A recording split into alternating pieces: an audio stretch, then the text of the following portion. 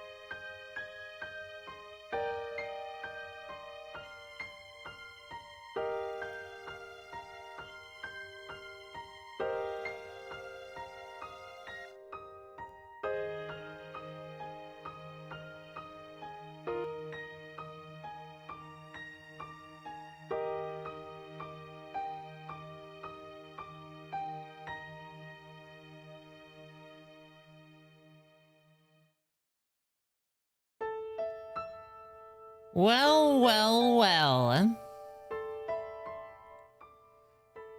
Welcome, travelers.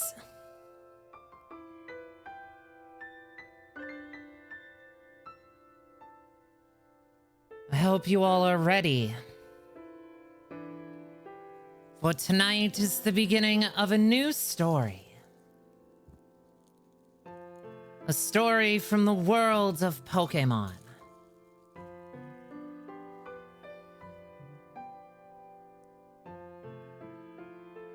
Four intrepid youngsters are about to start their own journey. However, before that, con.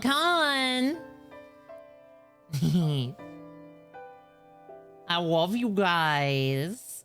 How we doing, Alloy? I hope you have a good one. The VOD will be up. I'm gonna try and be a little better about uploading these to YouTube. But I am very, very glad to have you all here. God, the super sleepy vibe. I feel you. Also, I see Cole. Cole is sniffing. Cole is sniffing. Get a good sniff, chat.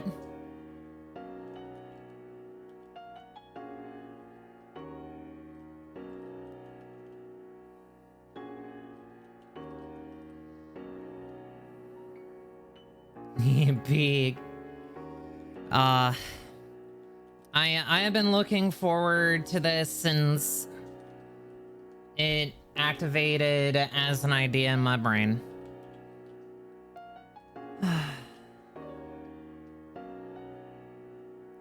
Sniff Cosmister. Oh, nyar. Nyar, nyar. No.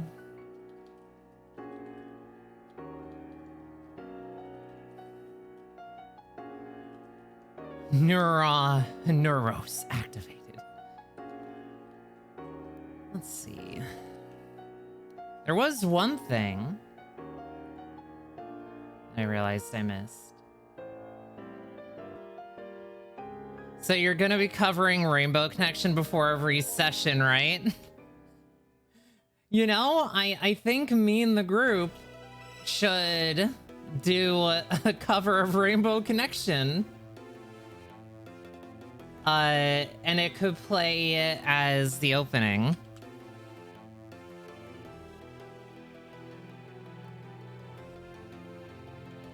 That would be very adorable.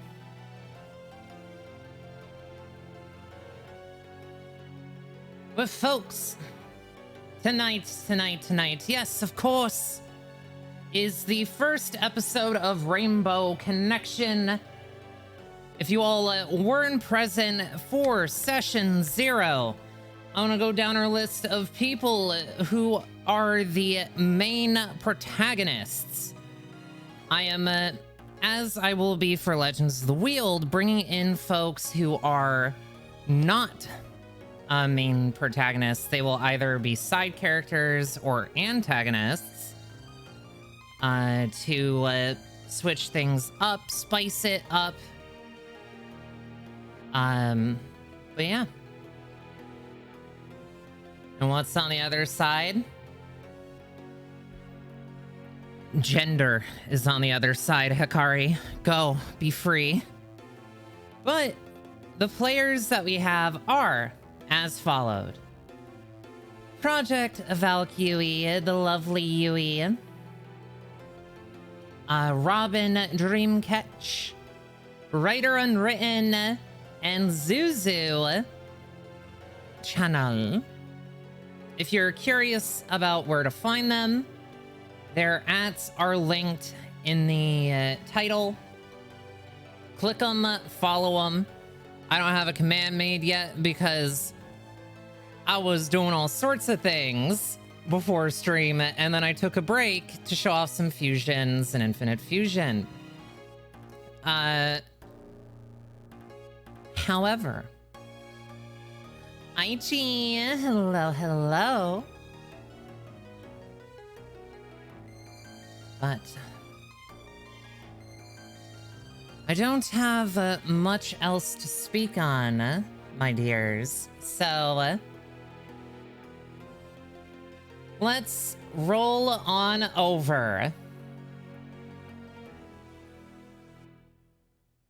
Or actually, because there are a couple of new people here, my name is Stella Cosmister. I'm your resident Star Seraph and Magical Girl Knight here on Twitch. I am your humble Pokemon professor for the evening.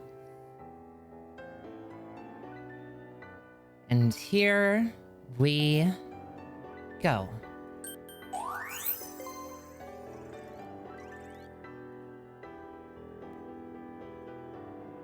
Professor Tree. Professor Twee, it's me. I'm the Twee.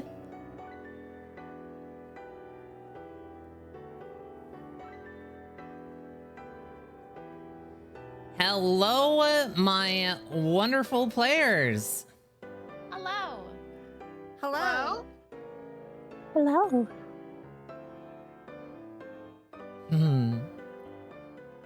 How was our little 15 to 20 minute shake off before getting our pre-stream jitters wrapped up? Or are we all feeling good? Yeah. I almost fell asleep. Oh no! Well,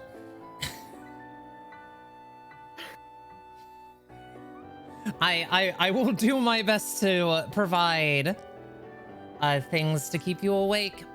I'm awake now. I'm here. It was just sitting in silence. It was like, good night. Fair enough. Yeah, Time to hibernate. Exactly. I will do you a favor then, as I roll off my stuff here. Oh, the players are a little quiet. Let me turn them up. I will roll away from silence in Foundry, and I will give you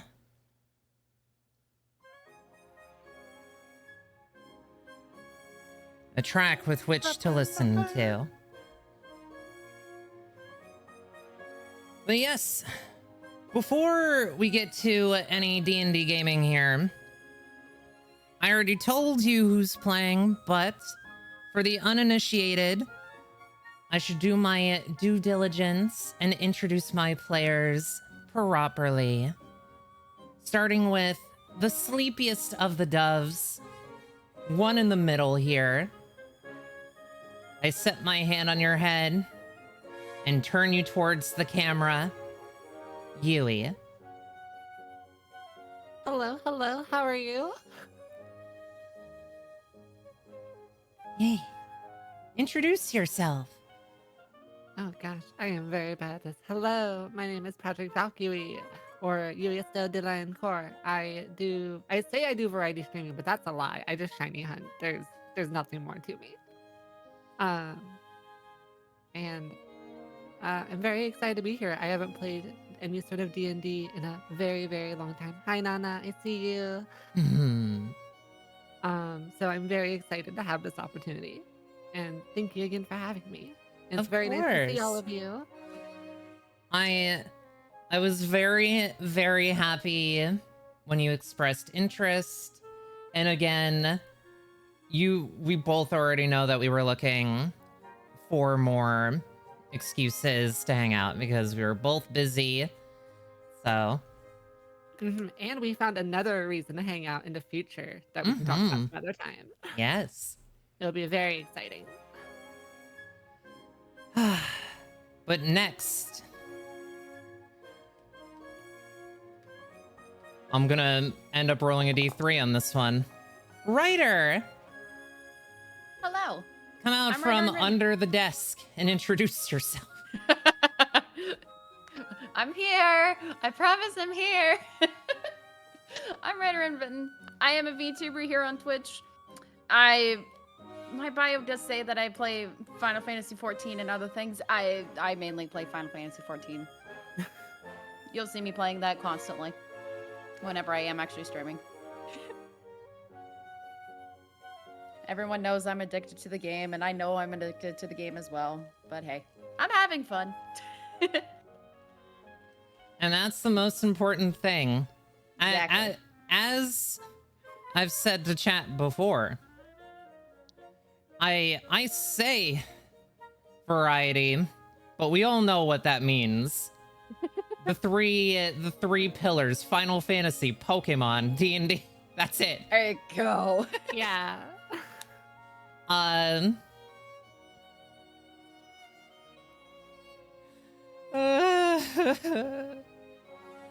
But let's see. We have two more lovely individuals. Zuzu, you are going last.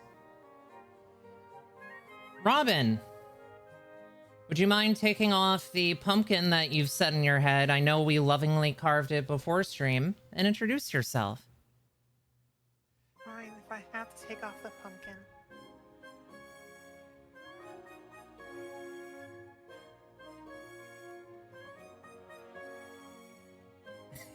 There we go. Hello. I'm RobinDreamcatch, your resident dino-obsessed lady. I stream every now and then, but my laptop's not having it recently. Recently I've been doing a lot of art for Stella. I've done multiple emotes and other things. Mm-hmm. I also, ow, ears, why? What do you mean? The track restarted and my ears went blur. Oh no. Oh. Here. On the side, I also study paleontology because I want to be a paleontologist. Nice.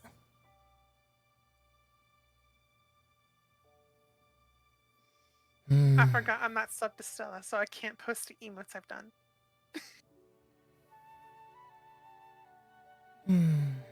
Say it. Broke bitch hours. For real, I get that. And last, but most certainly not least, with a very, very cool yap for the evening. Well, hello there. I am. Well, hold on. Good evening, everyone, and my name is Zuzu. I play a lot of horror games. I play a lot of stuff like Resident Evil. I play a lot of Pokemon. I love Monster Hunter. And things like Kamen Rider, Super Sentai, and Gundams like that. I'm a little bit more bombastic than what my character will be on stream today, but if you like your streams going all over the place, that's what I like to do. I like to scream, you know? Oh, Scream yeah. from running away from monsters, just screaming in general. It's fun. It's good stress relief. It really is. Trying to figure out where exactly I want to put you. Let's see. Yes. Oh. It seems you don't have to worry about those emotes anymore, Robin. Thank you, Minotaur.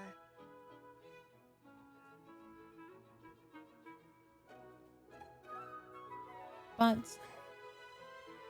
with everyone having introduced themselves, rather, I'll bring it back to myself again. I am Stella Cosmister. I will be your Pokemon professor for the evening. My pronouns are she, her. I do all sorts of things on this channel. I mostly just follow my fancy at this point. That's what over a decade of content creation does to you. You give up after a certain point. So... And... I'm putting the pumpkin back on. Good. But my dear, dear friends, Normally, I start my Pokemon games in a very specific way. However, that's not what's happening tonight. I can't give you the professor's opening spiel just yet. Because there is a thread from a story already told that's going to wrap and tangle into yours. So, the four of you, we are going to be starting in the dead of night, 12 a.m., Wakaba Park, New Barktown. I'm gonna go ahead and... Okay. Grab us a slightly more...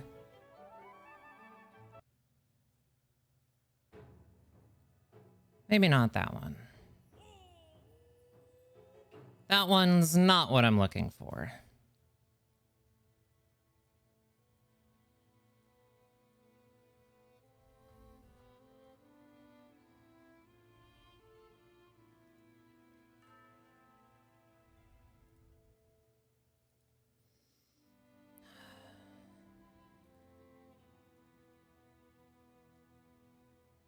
March 25th. 2 days after the start of the Silver League series in the Johto region of the Pokemon world, there sits a woman on a bench in Wakaba Park.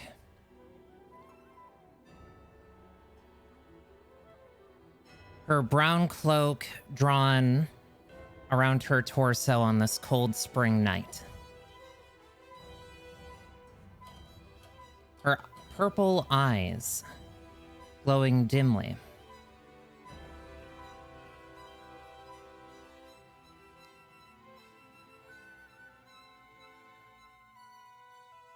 She seems to just be sitting there, not doing anything in particular, staring up at the stars.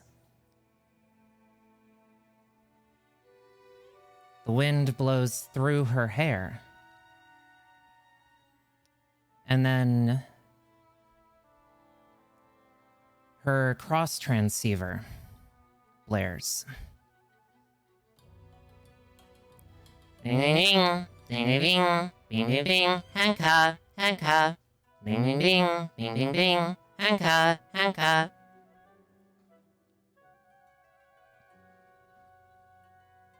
She answers it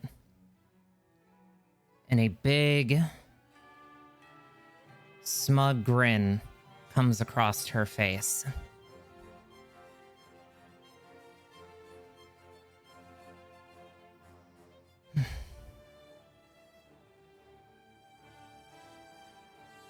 The cross transceiver plops up. No view of who's on the other side, saying only audio only. I wasn't expecting this to go back to something that was a little more lighthearted, so I'll go to something else.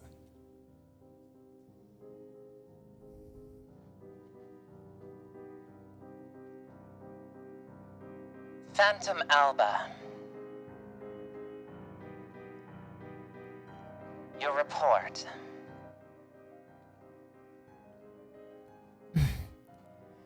Of course, Grand Phantom. I'm happy to report that our experiment in Chinchou Cove was a success. And the evidence was disposed of before those pesky rangers even knew what had really happened there.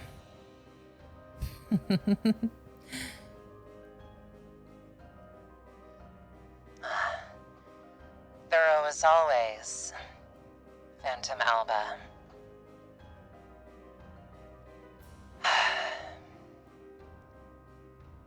I know this was preliminary, but your skills speak for themselves.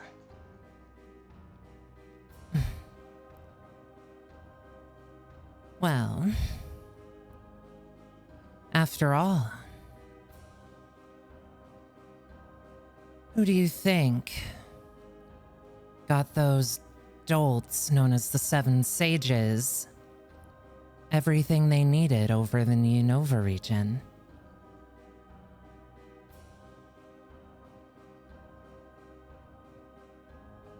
I'm so glad to find someone that I can finally and properly align my connections and brains with, Grand Phantom.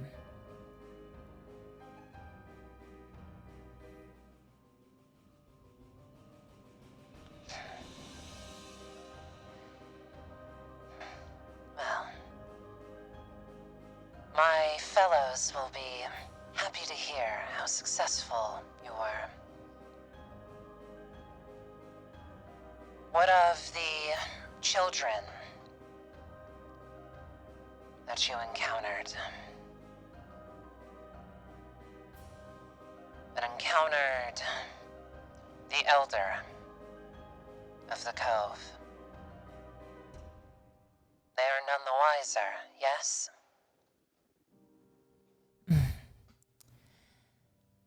None the wiser, just as they should be. And after all, the only thing they ever saw was a pair of dead weight.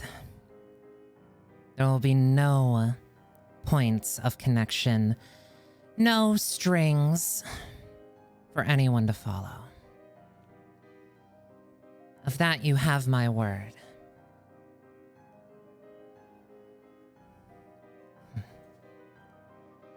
Good. Then you are to move on to your next target, Phantom Alba. We will be in touch. For the future of humanity.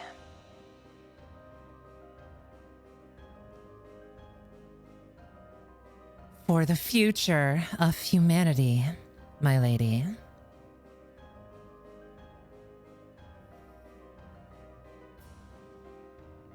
The cross transceiver dims, the call severed. The woman named Alba stands. Her brown cloak flapping in the wind as she walks from the park in the direction of Route 29, past the gates,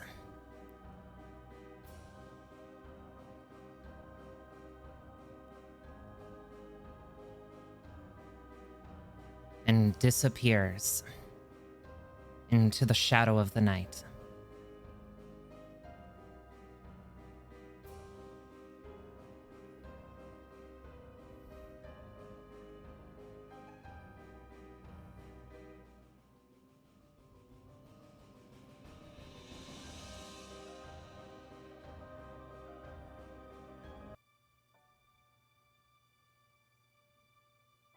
Despite that, the night proceeds as the world itself turns, just as it always would, in the once sleepy town of Newbark.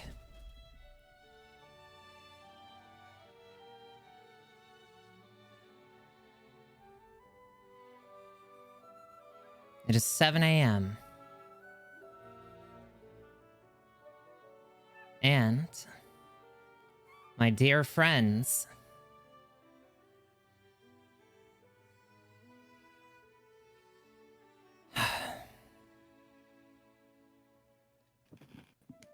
I'm gonna need you all to roll me a d6, because I need to know who I'm going for first. That is not the color dice I want. I'm gonna fix that. That was way too pink. Anyways, continue. I I'll fix that.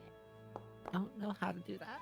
Okay, so Yui, in the bottom right-hand corner, there are some buttons that look like dice. Click the square one. Oh, The- on this screen. Okay. Yeah. The D6 goes in the square hole. D6 goes into. Oh. Y'all.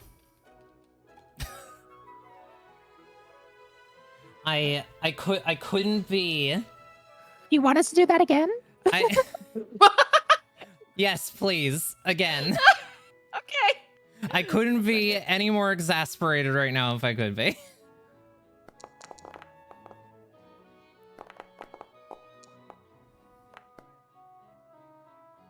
All right. Bruh. Zuzu and Yui, roll again. Can I have Yahtzee over here? Oh my god. Why? Okay, here you go. Again. You want to do a D100, Stella? There's more standard deviation. True. We'll try this one more time, and then the D100 Oh, is yeah! happening. What is happening? Okay. Oh my god. Roll a D100. Yui, the D100 is the one on the far right. 82. And 2. Yeah, let's go. There we go. You know what? I feel like this is only appropriate. Because I had sort of thought about this. Me and you didn't talk about how you got here to Johto. So we are going to southern New Barktown to introduce our first player. Do I have... Yeah.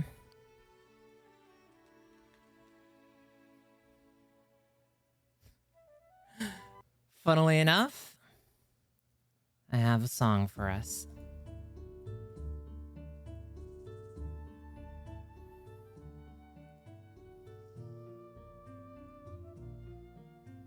Yui,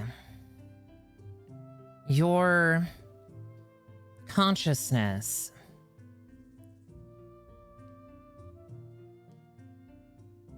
is strange. You feel like you're floating.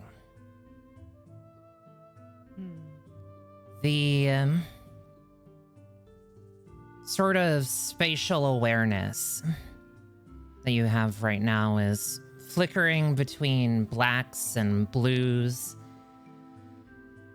There's a sort of grainy taste in your mouth mixed with the taste of salt.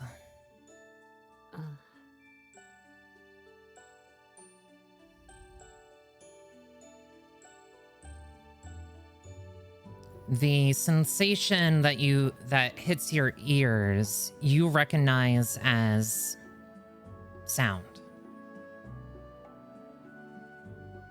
You feel something lapping over the bottom half of your body. And as your vision comes to you, you are on your side on the beach, a beach somewhere. Nothing looks familiar to you. In fact, who are you? Yui, would you do us the honor of describing your character? Pronouns, you know, general physical beat on who they are. Okay. Should I describe? Okay. Yeah, go for it. So, apparently just laying upon a shore, hair wet but shining white. You can very clearly tell that it's pure white like snow. Eyes that match the color of the sea. Odd tension lines, little scars across both cheeks, just under her eyes, in two different shapes.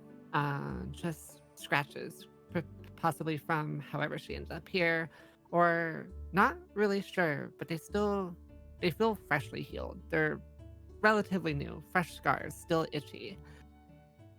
Not very tall, 5 feet, 8 inches, nowhere close to 6, but still not short for a standard gal. And what's I would say is most particular about it. Do I have what we talked about already? You do. Okay. You do. You have your arm. Okay, I have my arm. It's good. We're supposed to have 2 arms, except for some reason, while one arm is, it's pale complexion, very, very light skinned, not used to the summer, not used to rash sunlight, probably going to get sunburned very soon. The other arm, despite being just underwater, feels very warm. It's black, but it's been absorbing the light all the way up to her shoulder with a metallic sheen of it. If you look into like the crevices of the inner arm, like say the elbow or the mechanism to simply, move your arm, your elbow, the joint, you can see little glints of red metal, but only as she moves her arm. Other than that, it's essentially black as night, almost like a gunmetal. So maybe not black as night, but it even with the salt water lapping up against it, you can still smell a chemical smell with it, almost like spray paint, as if it was dry, but the aroma is still there. And that's all about it. I didn't really think much for the actual apparel. Hey, it's all good. It's raggedy though. It was torn. Her sleeve was exposed. She was wearing long sleeves originally. Her arms were exposed in the process. Her clothes are ratty, washed up on the beach, however she got there. Washed up or dropped off, one of the two. It wasn't a smooth sailing how she got here, whether it was by sail or getting dropped off. I don't know.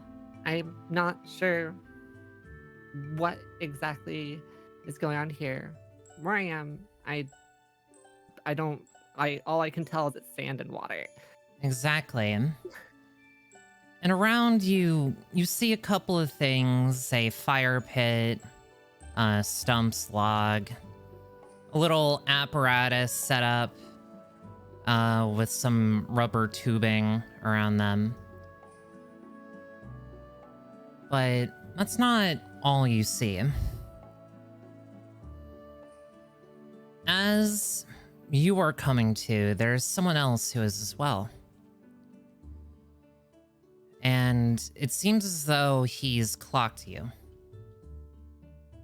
and is walking over. Funnily enough, a slightly older man with silver hair, electric blue eyes, black goatee, also has what you would imagine was previously a sort of outfit that was rather respectable, that flares off into a trench coat, sort of, but it starts to get like teared up at the bottom. It has holes.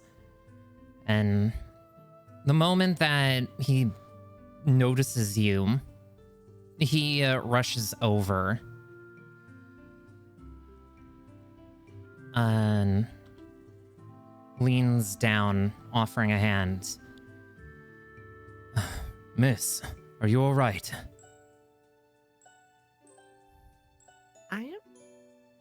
I'm not sure. I say as I go to move my right arm, my shoulder, but it doesn't feel like my arm itself is moving. It moves on its own, like my shoulder is guided. I don't feel like I'm directly, like, I'm not reaching out. It feels like something is reaching out for me and takes the hand of the individual. Assuming direct control.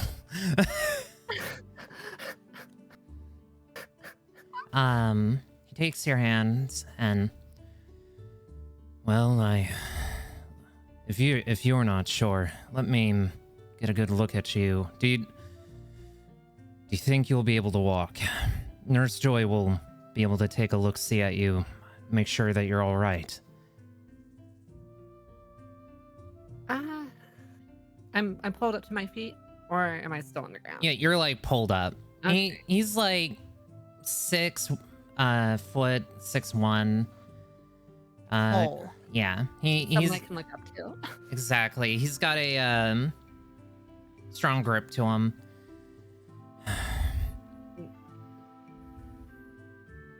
I like shake my foot kind of. I think I laid on one side too long. One leg's asleep. It's got the tingles. The other one seems fine though. Nothing seems too out of place. Though that I'm more confused about the fact that, like, wait,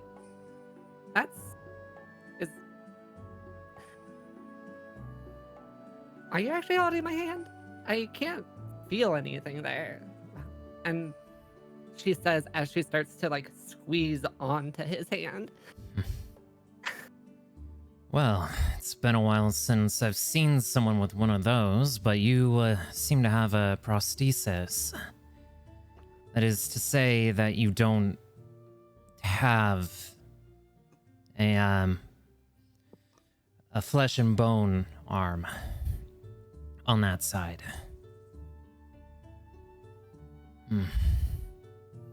Curious. Certainly not an injury that you got being spat out of the sea by Kyogre, that's for sure. The hell have you been through? Kyogre? Ah, don't even get me started. That apocalyptic Pokemon is going to flood the world someday. And now, that demon is spitting young women out of the water, probably tearing their boats apart. Oh, it's a fucking tragedy. I need to tell the Jenny. Demon. Pokemon. What? It's quite all right. You must be. You're probably in shock. If you washed up on shore, this part of the Johto coast is rather rocky. You probably hit your head. It's okay. I'll make sure that you find your way, young miss. Follow me. Well, what's your name first? Like, I'll come, of course. Oh. Sure, lead the way, but what is your name? Oh, my apologies. My name is Yoshi. Yoshi Nakao.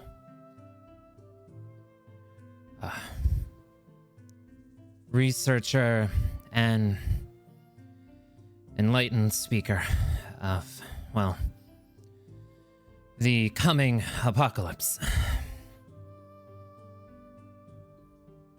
Okay. All right.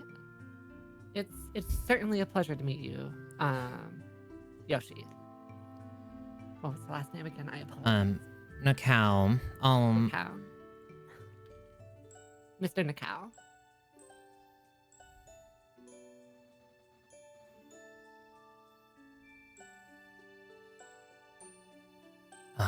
Yes.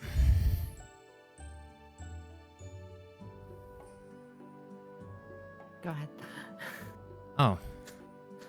Oh no, you said Mr. Nakawan. He, just sort of answered, yes, he is full on paused. No. I am simply trying to remember. Trying to memorize your name. I apologize. Oh, it's quite all right.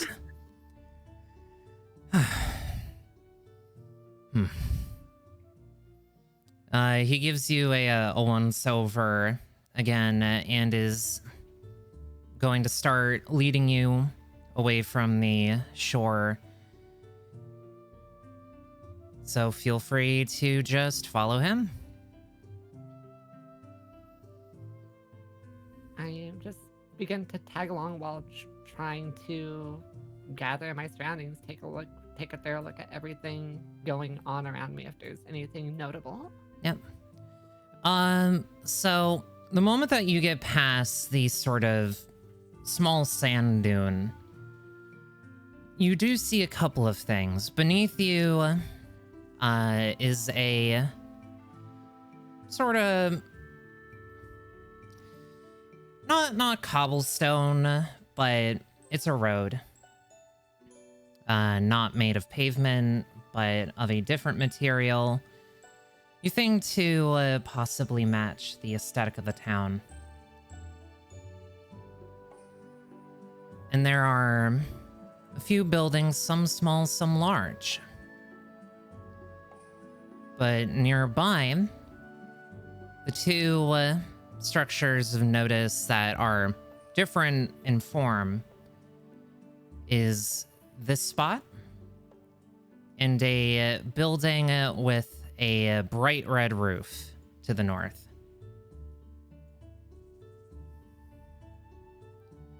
How interesting.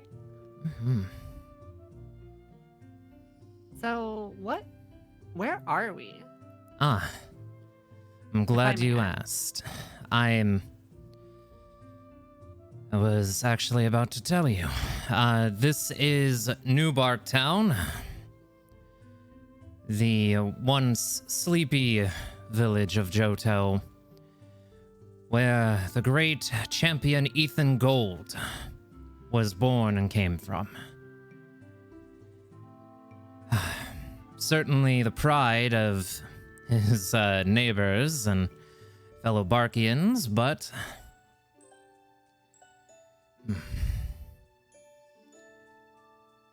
it's sort of, yeah. What a particular name. It sure is, isn't it? I think it stands testament, though, they are able to stay afloat in many different situations. So. Like What? Kyogre's sinking ships at the sea.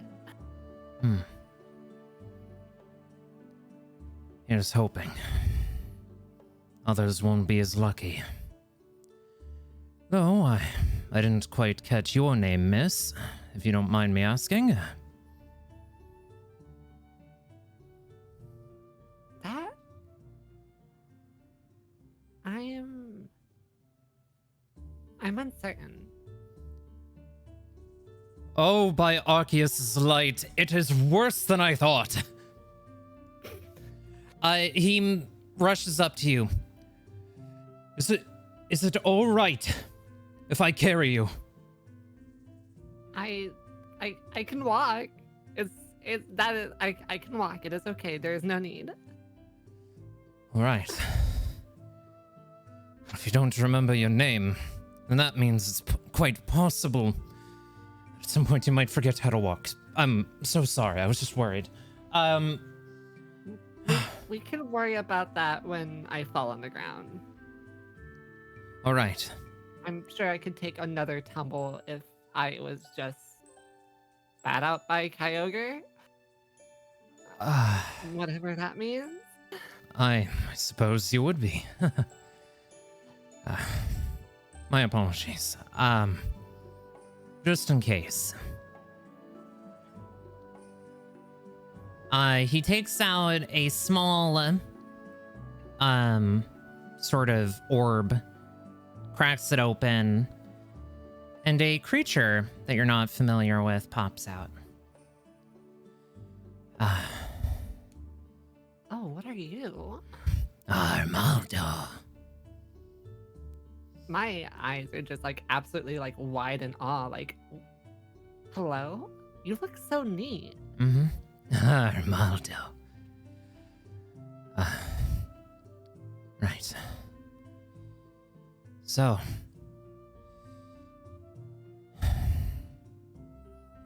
Alabaster. Keep an eye on this young lady. That's certainly not what I was gonna guess his name was. Mm-hmm. It's a pleasure. One more time, what was the name? Alabaster. A pleasure to meet you, Alabaster. I say it with, I don't know why, but I feel the instinct to do a bow. Armaldo. The creature bows back at you. Lovely.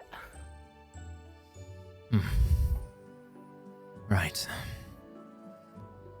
And together with Yoshi and Alabaster the Almaldo, you were led through the city. Now,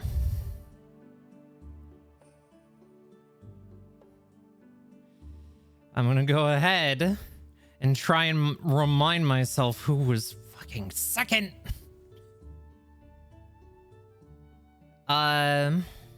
Okay. Pretty sure.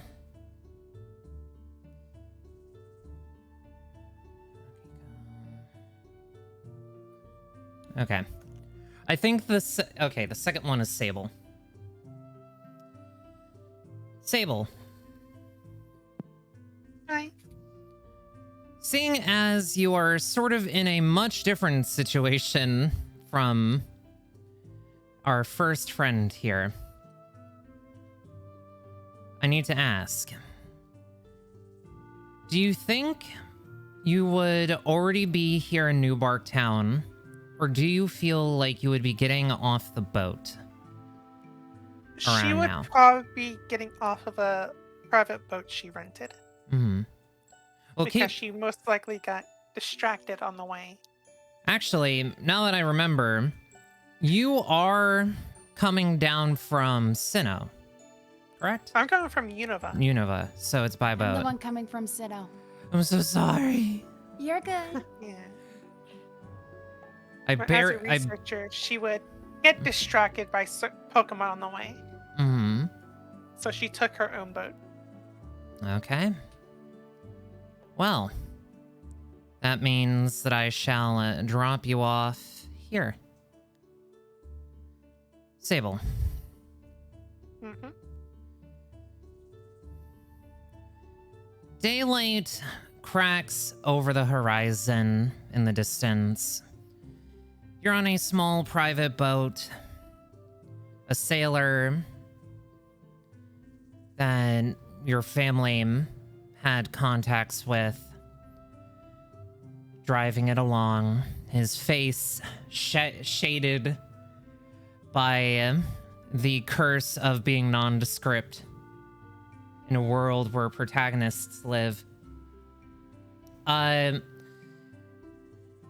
you very much see the shape of the Tojo mountain range that crowns the northern half of Johto in the far distance. It's hard to miss, seeing as Sinnoh and Johto have some of the taller mountains in the Pokemon world.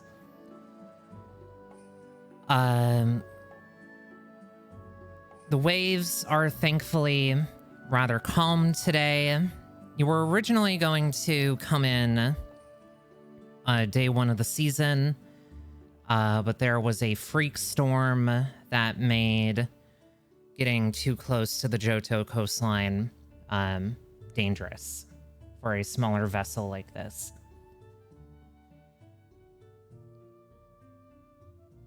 And you end up finding the small port of New Barktown. You're rather familiar with how the town has changed over the years, growing due to Ethan Gold's popularity as champion. People wanted to see what sort of town raised such a stalwart kid, and wanted to raise their own children here. So, as progress begets progress, it grew. And it seems to be the perfect place for you to make a few new discoveries. So while I fix the thing that you asked me about 3 different times, as I switch out your starter to a different Pokemon, why don't you describe for us who your Pokemon is? No, your Pokemon, your character. My head is full of pilk. I am playing Sable. She is a young adult, about 22 years of age, and she is a Pokemon researcher and an archaeologist. She has spent her life dedicating herself to finding dark and ghost types and learning from them. Because they're unique compared to other Pokemon. Her hair at the roots are black, but it fades to white. And no matter how many times she cuts it, it just constantly does that. Her left ear is pierced several times over with hoops. And she has almost crimson red eyes.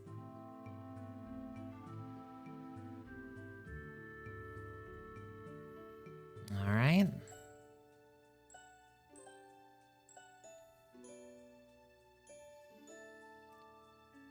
And you know, as you step down off of the boat, and the sailor waves you off, again, you see the first view of southern New Barktown. This town and Johto as a whole, their architecture is pretty wildly different from where you were in Unova. It takes on a more traditionally Japanese look here. Even the Pokemon Center has the sort of roof constructed in a way and just let the rain roll off, snow roll off, and keeps things relatively warm. The more contemporary building is the one closest to you, though. You know that to be the Lapras Cafe. It's not open yet, but might be a place to get some food later. After you speak to Professor Elm, who is expecting you. Sable's gonna let out a sigh and thank the old man that it's taking her to shore after the long delayed trip. As she'll start making her way down. All right. The world is your cloister. Go, On my the way, child. she will be looking around to see if she spots any Johtoan Pokemon. Are we having our first roll of the campaign? My word. Perception check.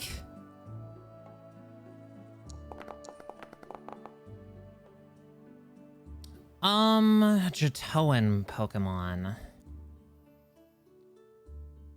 Any native Pokemon here?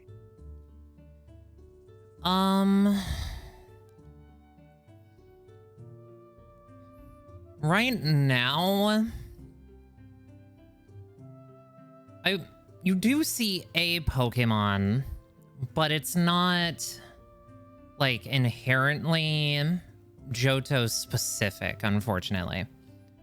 What Pokemon? As you're walking along the dock and then onto the beach, you see a Magikarp jump out of the water. Carp. She will crouch down and like stare at it a bit, pull out her journal, or write. Mm-hmm. It seems that Magikarps, no matter where I go, are inherently roughly around the same size. Well, actually, roll me a D100. Let's determine this Magikarp size.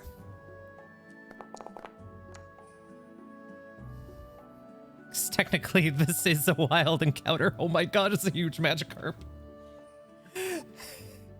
That's a medium-sized Magikarp.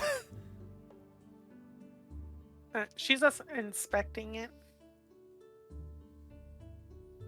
It seems that this one is very healthy. Mm-hmm. Perhaps it eats fallen berries that trainers drop trainers drop when they're coming here. Carp. It's sort of swimming above water now.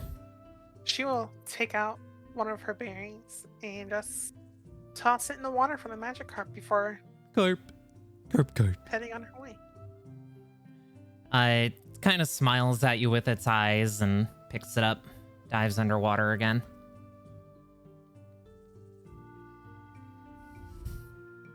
This is a region of new possibility for me. I need to find the route.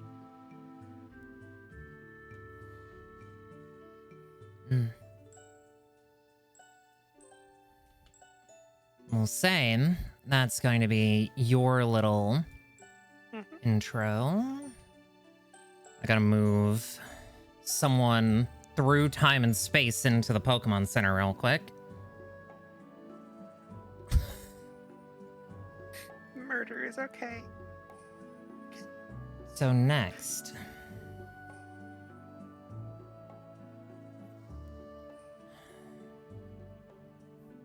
Ryder, I believe you were going last. So.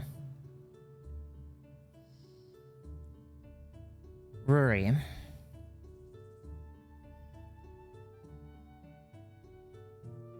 I have to go back to Old New Barktown for you.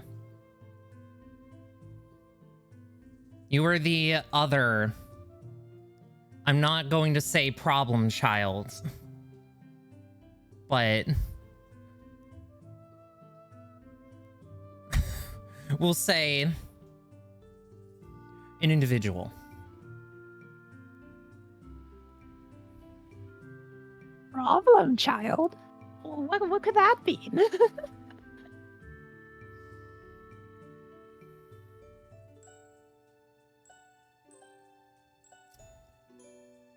For some reason, my stream view can't see past the roof. I am going to lose my mind. Choto a single fucking mate.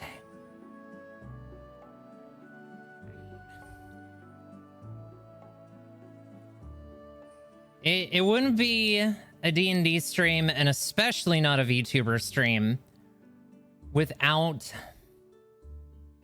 Scuff. It is tradition.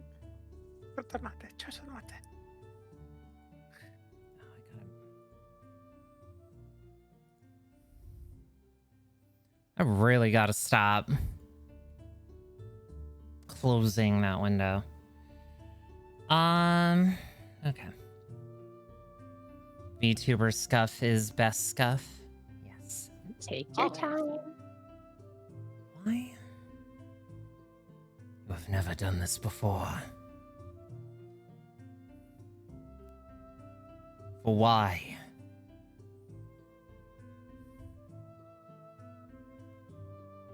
I'm straight up just about to turn off Is it because the game's paused? It's not actually.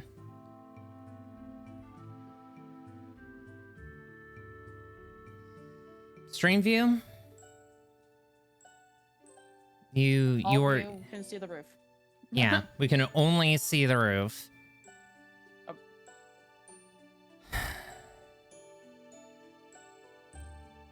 Cancel the roof. Should be assigned observer permission for all players. Yes, I'm aware of this. I did that.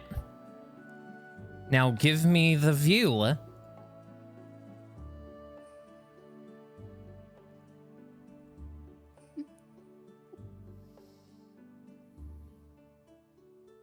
So anyway, We gonna just blast this roof off then? I'm gonna actually go ahead and make it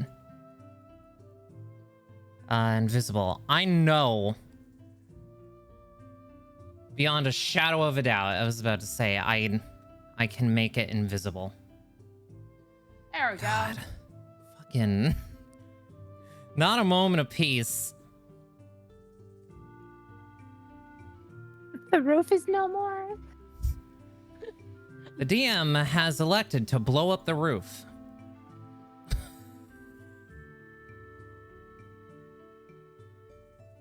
Rory,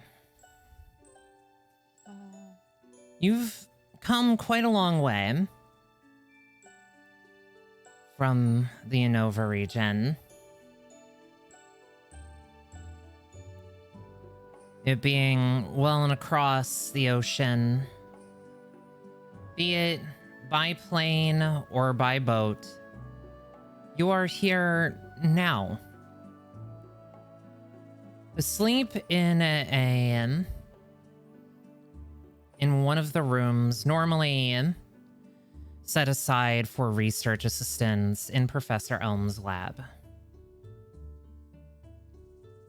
Professor Elm specifically very curious about you, your Magnemite, and the lug of rust that you've been hawking around. But for now, it's about 7:15, 7:30 in the morning. It's time for you to boot up, power on. And why don't you describe your character for us? Okay, so with the loud grind of metal and clockwork can be heard turning on.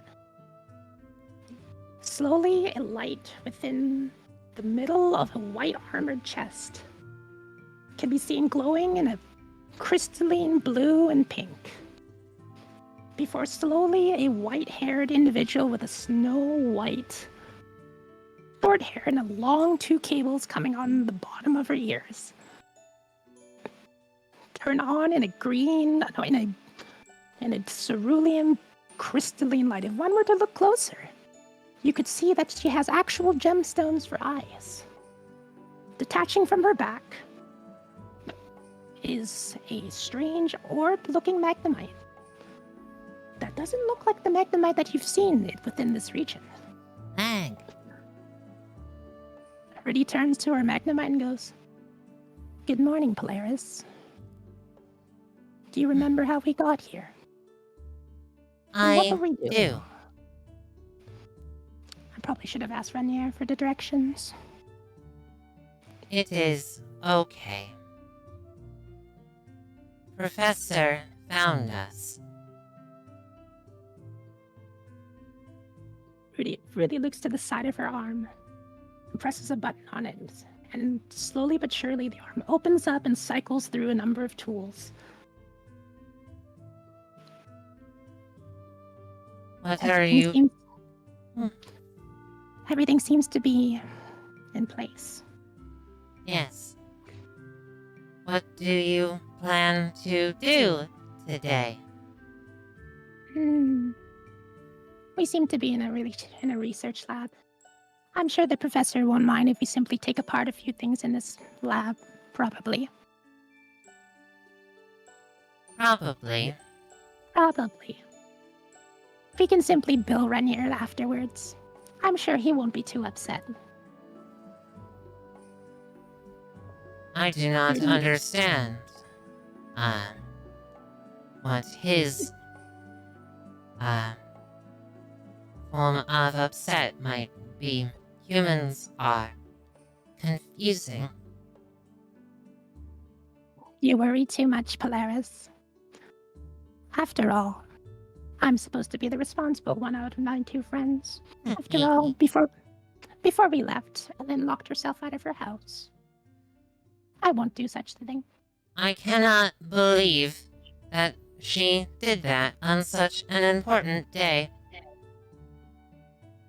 You know her, she means the best. And after all, she's one of the brightest minds of this generation. This is true. Though I can't help but feel as though she may have done it on purpose. You know how she is about outside environs. Do you mean this, despite being able to not go outside? That girl just refused to go outside the last time we had to drag her out. Yes. Says that the sun will burn her alive. I did not know that humans were weak to fire-type moves. Perhaps next time we should seal the windows shut. I feel that it would be a nice experiment. Don't you agree? I will consider it. She may try to kill us, so we must plan a mechanism of escape. So long as she doesn't EMP me, she cannot kill me in a way that matters. This is true. Rudy taps the side of her ears and twists one of the segments of it, and a light blue sheen of a gear starts rattling on the side of her ear before an energy bolt can be seen moving down towards the center of her chest. That should hopefully be enough for today. It should hopefully delay what is coming.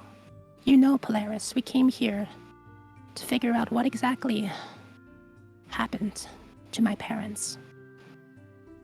I did not forget. We will attract answers. We'll be at least able to hopefully figure out what this hunk of rust grandfather gave us. Here I'm is sorry. hoping. We've been poking at it for the last couple of days and we haven't been able to open it. It's been rusted shut. Curious.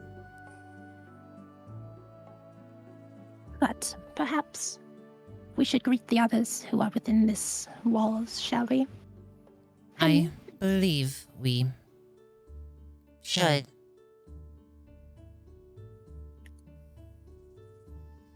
Really twists a switch on her leg, turning it on, standing upright with a calm and cold gait as she moves towards out of the room and towards the middle, towards the professor. Also, for those of you that are wondering, this is what Polaris looks like. I love it. So cute. It's a baby. Little baby. It's a baby.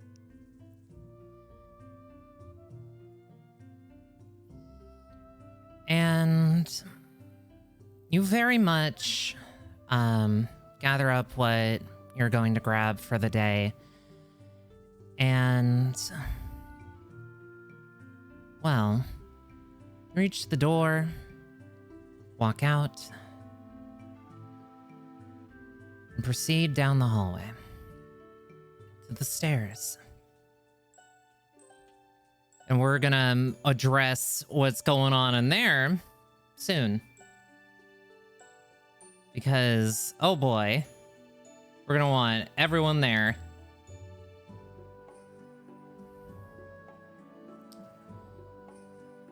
Ryder. Hello. We are now gonna move to you.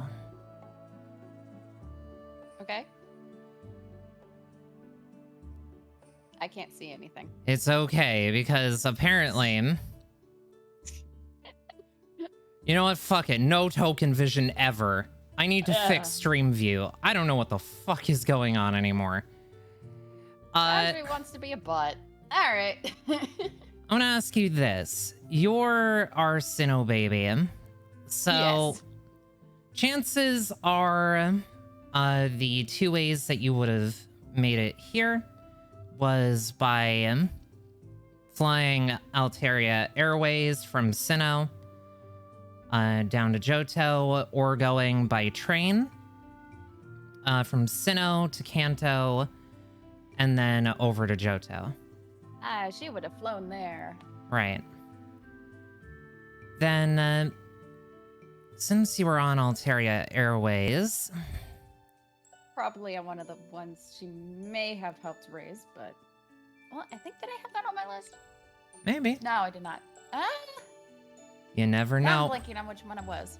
No, because with the family, with my backstory, I think I had a select few that I didn't do just because I'm like, I could do all of them. But also, that's too much for one family. I'm trying to be realistic here at the same time. Hmm.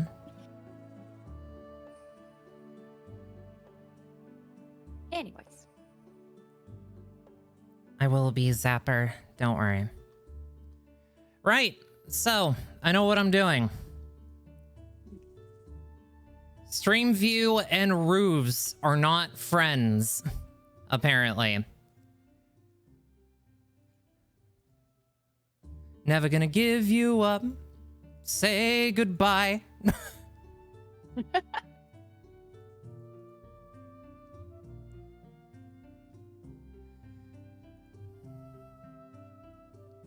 Around the same time as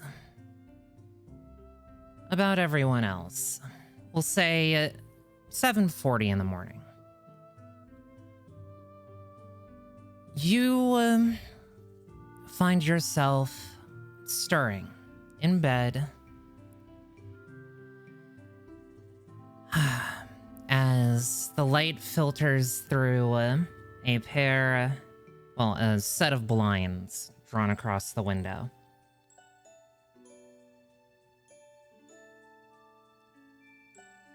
It's here on a somewhat cloudy day, after all of the craziness of day 1 and day 2,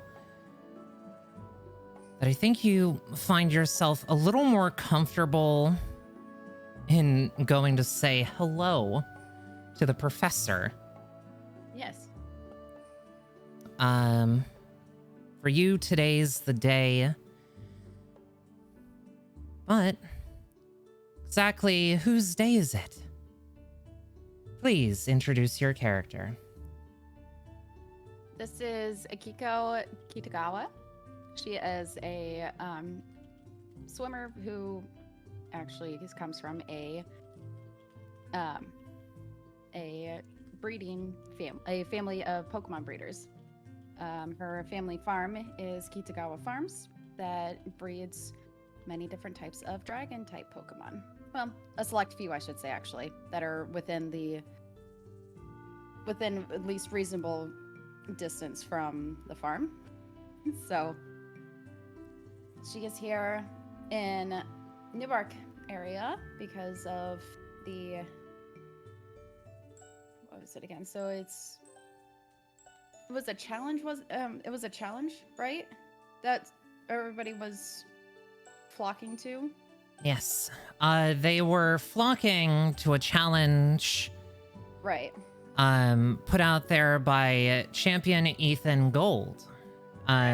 This was something that I hadn't exactly gotten into on session 1 yet. Talked about it in session 0, but this year is the 10th anniversary of Ethan Gold's championship match, and Champion Gold wants to see another trainer rise to the higher echelons, and to also bring a little more attention to the lovely region of Johto that they love so much. she traveled because of seeing this announcement for this area, and she had to beg her parents to let her go because she was excited to try something new, something different, though she was, of course, very important on the farm, being one of the main cooks, providing food for the young dragon type Pokemon that they were raising over on the farms, and also providing food for the family sometimes. Mm-hmm. But parents said that fine, we'll let you go. Have a good time. Contact us often. Mm-hmm. Just because of they want to make sure that their daughter is doing okay. So.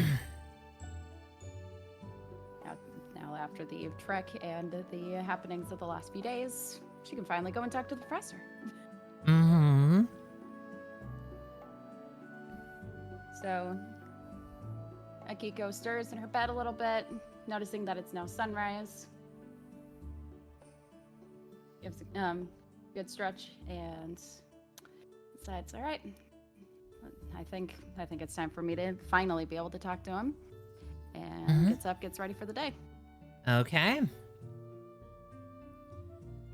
You very much get ready for the day and preparing yourself for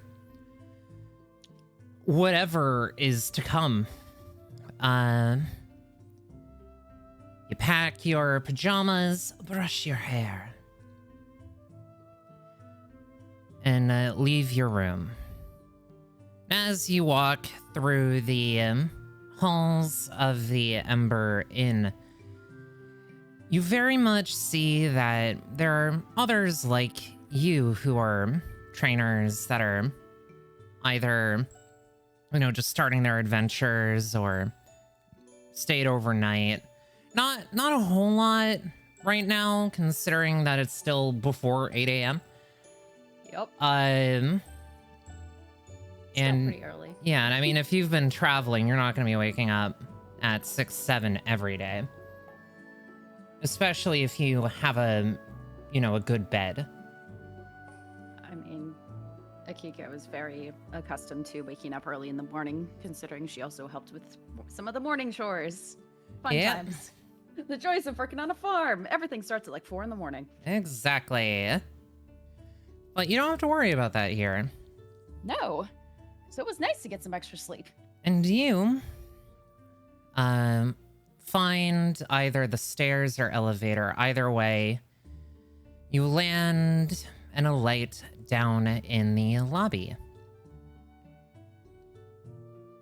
There are, some nondescript folks milling about, leaving, to start their day.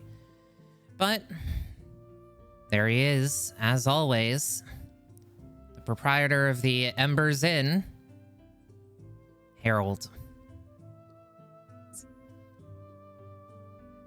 And his mascot and dear partner, Flareon. Oh, Flary. The world is your cloister. All right. Kiko will just go ahead and start working her way to the front desk and just say, morning. Good morning. It's the day that you're gonna be checking out, right? Yep. I'm ready for that. Guess it's time to. Guess it's that day. Well, that time at least. What all do you need from me? Oh, well, for the couple of days stay, how about we make it?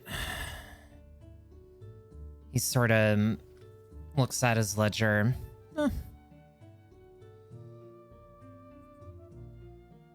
10 Poké-Dollars.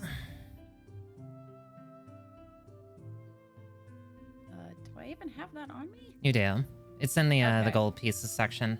I can't. There it is. I can't change it to Poké-Dollars on a tidy sheet. That's So- okay. All right, I wasn't sure if that's of which one it was gonna be. All right. She goes into her coin purse, grabs the 10 polka dollars, and sets it on the counter. That should suffice. All right. Well, you have a wonderful journey, Mrs. I shall. Kitagawa, and hope to see you again. Hope to see you again at some point too. Thank you. And Yeah. we'll take her things and walk out the door. Flare. And was that the Flareon? Yeah. The Flareon was cute. yeah, That was the adorable. the old Flareon sort of looked up, eyes closed, and waved. Aw. Before walking out the door, she would have noticed that and waved back. Hmm. Stella, I pinned. Yeah, I Brandon's have new no character. art. Robin made me new art for my character. I forgot to mention that. I'm sorry. That was my fault. Sorry. That was my bad. It's all right. I'll update it when we go on break. Yeah, that's totally fine. Mhm. All right. Yeah. Oh, go ahead. You walk outside, and what do you see? Looks like I see a bunch of tents over here. Yeah. Alright. Folks are prepping to have their street stalls ready for the day. Some are already on the ball more than others, as in the sort of park that's behind the Pokemon Center already has people set up.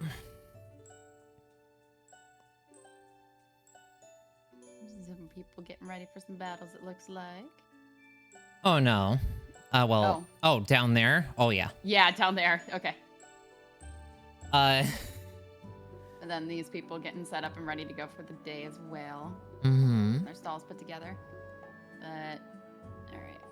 And since I've been here a couple days, I would actually know where I'm going to Yeah. get to the... So Akiko will just start headed that direction towards the professor's laboratory. Yeah, and I mean a cross transceiver or similar, poke cellular device would have a GPS. So Oh yeah. I mean, she's also probably been like just moseying about while she's already been here too, just to get a lay of the town and everything. yeah. So Poke yeah, she's gear. just headed that direction. But that said, as you are coasting in that general direction, Mhm. you actually would have seen Hmm. a group of 3. An older man, a large sort of insectoid isopod creature walking on 2 legs, with a girl in the middle of them walking into the Pokemon Center. The Pokemon, would I have known what it is? Considering that that's a fossil, not outright. But if you want, you can make either, make a Pokemon lore check. Okay. That would be, there you are. Just a normal roll. You've never Oh, seen God. something like that before. I have not seen that one. That's That- an interesting one indeed. Huh. Big blue with white feathers. They don't have their Pokedex yet. So Not yet. I only know the Pokemon that I have seen come and go from other people, other clients, and any Pokemon around the farm, yes. in and outside of the farm. E. That said, you watch as the doors close behind them. Are you gonna be continuing your way to the professor's? Yeah. Okay. Then in that Gonna case, Yeah. Up there. Just up this direction.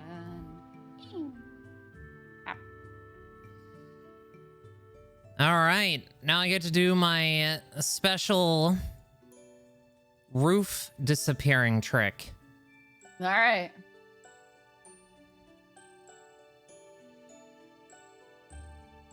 Whoa, there they go. I would Wow. have been passing by you. Okay. Yeah, exactly. Yep.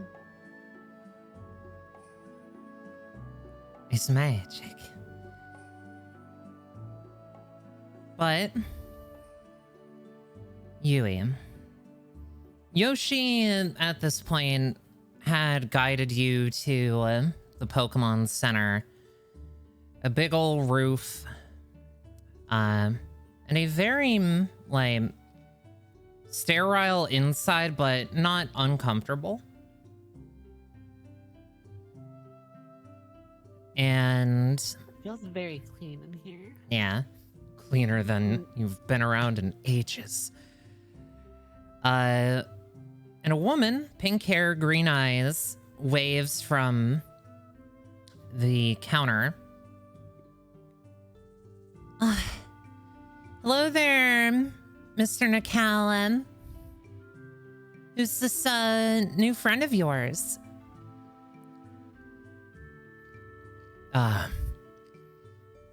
Well, I felt instinct to wave, so I just waved back, even though I wasn't even being waved at. oh yeah, you're fine. I actually don't know. I found her washed up on the beach. Kind of a disconcerting situation she seems to be in. I guess you could say that. Mm-hmm. Go on. Nurse Joy won't bite. Go on and what? Oh.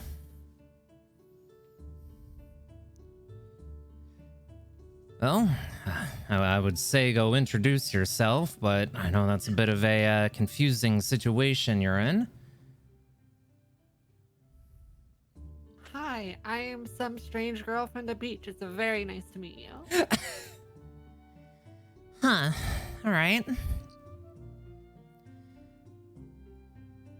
And the pink-haired woman is going to walk around, sort of prop something up to get out from behind the counter. She seems to be experiencing some kind of amnesia, Nurse Joy. Would put me at ease if you could take a look at her. I'll do just that. Though it's strange, I didn't hear of any ships capsizing during that storm. You can never really be sure. After all, that demon Kyogre works in mysterious ways. It could probably even block the signals from any trackers or black boxes that are on the ships. Yoshi, please take this seriously. I am. One day you all are gonna realize that Kyogre is nothing but a scourge, okay? I swear to you, them and Lugia are gonna be drowned in this entire country. Lugia. I say just like confused, just as I was confused with Kyogre earlier, but that didn't seem to go very well noticed. The large isopod Pokemon sort of lumbers next to you, Yui, and sets like a claw, taps you a couple of times. Armaldo. Yeah, it is like that, isn't it? Armaldo. When the Armaldo says it don't have to be that way, but it do. Yeah, I guess. Well, here, follow me. I'm gonna take you into the back here, and we'll do a quick examination, okay? Sure, whatever you need. Mm-hmm. Bye, Yoshi. Bye, Alabaster. All right. I cannot move. Farewell, young miss. And Yoshi walks away, and Alabaster goes, Armando. Just wobbles. I wave happily at them. Thank you for everything. You should be able to move with WASD, Oh. Oh, wow. or dragging yourself I can't. with your mouse. Oh, I can use it. I thought I was using right click earlier. Okay. All right, well, They were nice, mostly, especially Alabaster. it's quite the wise Pokemon paired with Yoshi, actually. So, in a way, I would say there are a few pairs that would have been better that you could have met.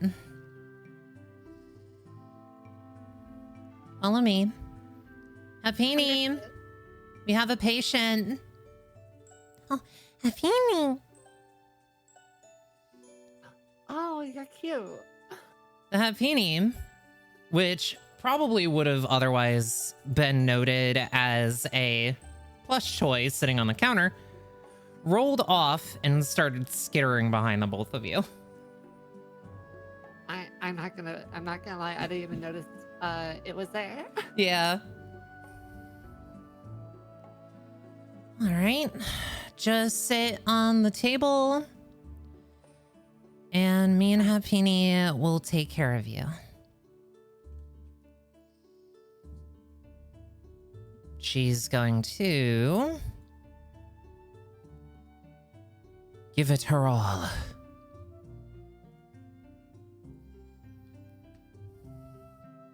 We're gonna, Exciting. it's gonna be like, that was almost a natural 20. That was almost crazy. Okay.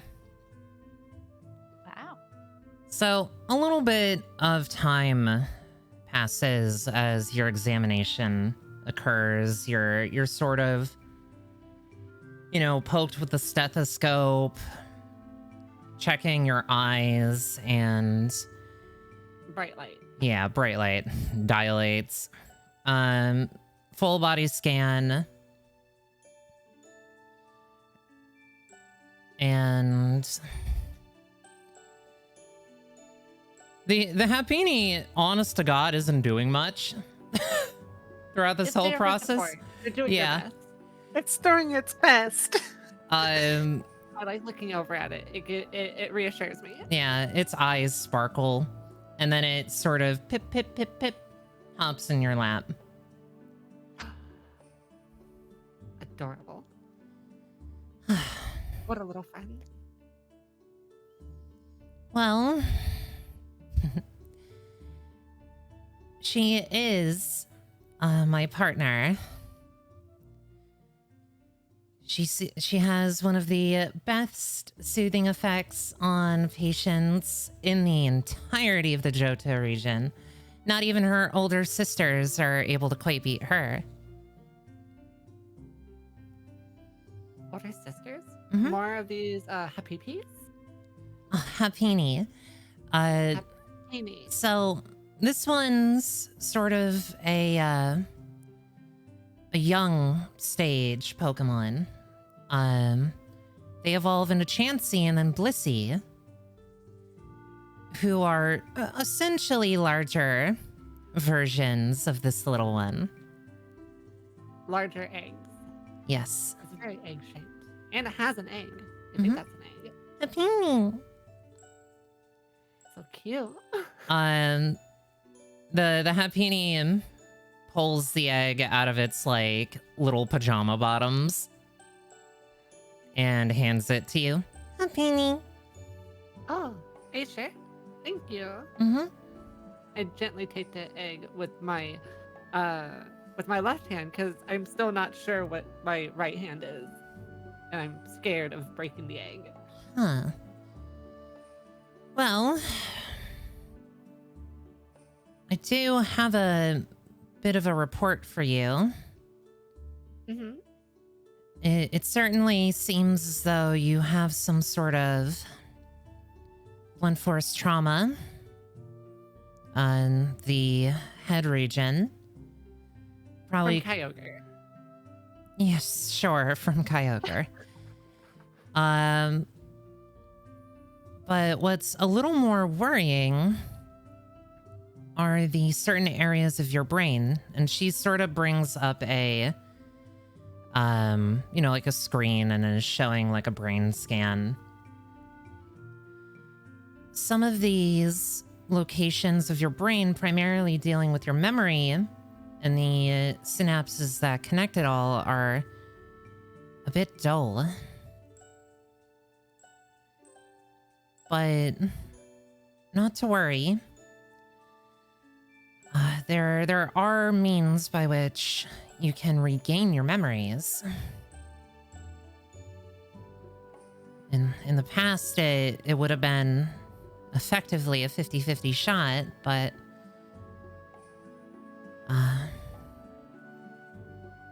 there's much that can be done about brain health. And this all happened from the blow, like from the trauma to my head. How would we go about that, actually?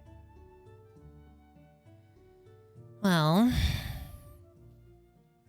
first, you would probably have to go to a more advanced facility, Goldenrod specifically. But Goldenrod. Okay. It's a little strange. What is? Because, well, the blunt trauma that you're experiencing isn't enough that it would cause an amnesiac episode. There's like a hum or haze of energy.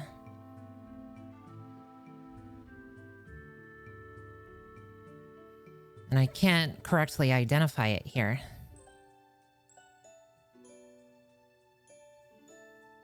So did this happen before I washed up then? Or however, it happened before I got on the beach. It wasn't because of me getting smacked up by the head by whatever Yoshi was talking about? Well, there's a chance that it could be the effects of a Pokemon. But I haven't quite seen something like this. But I can only imagine that it happened before you washed up on our shores. So, I'm sorry that I don't have more information for you. I mean, I got to the shore, so I'm bound to find my way eventually. I'm sure we'll figure something out. Well, it's quite likely that the reason that you made it to shore is because of your companion that you have with you. My companion? Yeah. Are you talking about Alabaster? He already left. No. Well, I suppose if you're having amnesia, you wouldn't remember the Rotom that's inhabiting your arm. Oh, what? My arm? I say as I hold up my left arm, not even thinking about my right arm. Yeah. No. the one made of metal, my dear. Oh, that thing. What's a Rotom? Well, I suppose there's only one way to really describe that. And she's gonna take a little implement out from the side and tap the arm a couple of times, and the arm goes up.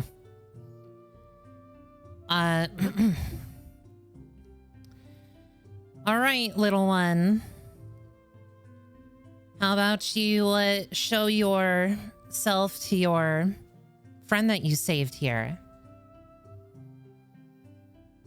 And there's a sort of whirring as the Pokemon doesn't come out of your arm. There's a little, like, display on your wrist that sort of flips up.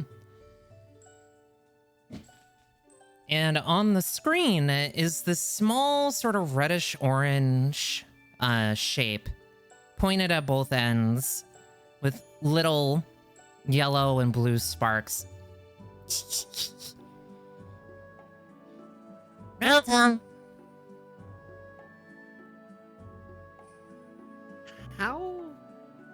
How are you not damaged by the water? Rotom. Well, it's quite likely that your arm was treated to be waterproof. It wouldn't be too uncommon. Trainers with prosthetics usually have their prosthetics treated. So.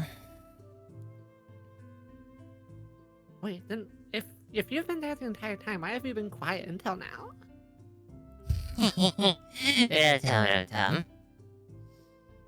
Rotom. If they had like a humanoid body, it's very clear to see that they're being bashful. Were you just asleep? I guess I was probably asleep for a while. The Rotom shakes their head. You get a little bit of the sense that maybe they didn't want to show themselves because they didn't want to frighten you or, you know, present too much to you too quickly. Kind of don't want to give me Oh. Yeah. Okay. I guess there was a lot to take in at once. Maybe you're just trying to take it slow. Rotom. Well, I guess I owe you thanks. You apparently saved me. I guess we from drowning at sea. So thank you, little friend. Rotom. The sort of display flips closed, and somehow, some way, through the magic of anime, you see little blushies on the other, like, emanating from it. I never thought I'd call an arm cute. Me either. Anyway. So, this is quite the predicament. You need to get to Goldenrod to be checked out at a more advanced location. But you don't know where you're going. Don't have a whole lot on you. It could be possible that your Rotom knows, but it would probably be good to double check things with the professor. Yoshi? No. He's not... How do I put this? He's not a well-respected researcher anymore. Oh, I'm guessing the talk of the apocalypse wasn't too popular. Yeah, no. And I'm not gonna try and front load you with information that you're not gonna have any context for, but Probably a good idea. the Pokemon that he's so concerned about is asleep and has been for the past 6 years. So I think we're fine. No impending apocalypse today. Understood. Yeah. So I'm guessing I can't blame a big demonic thing for this either. I hope not. That seemed like a whole other ordeal to tackle if that was the case. You're telling me. After all, Pokemon exist, so just about anything can happen. Like a buzzing arm saving strange girls from the ocean. Well,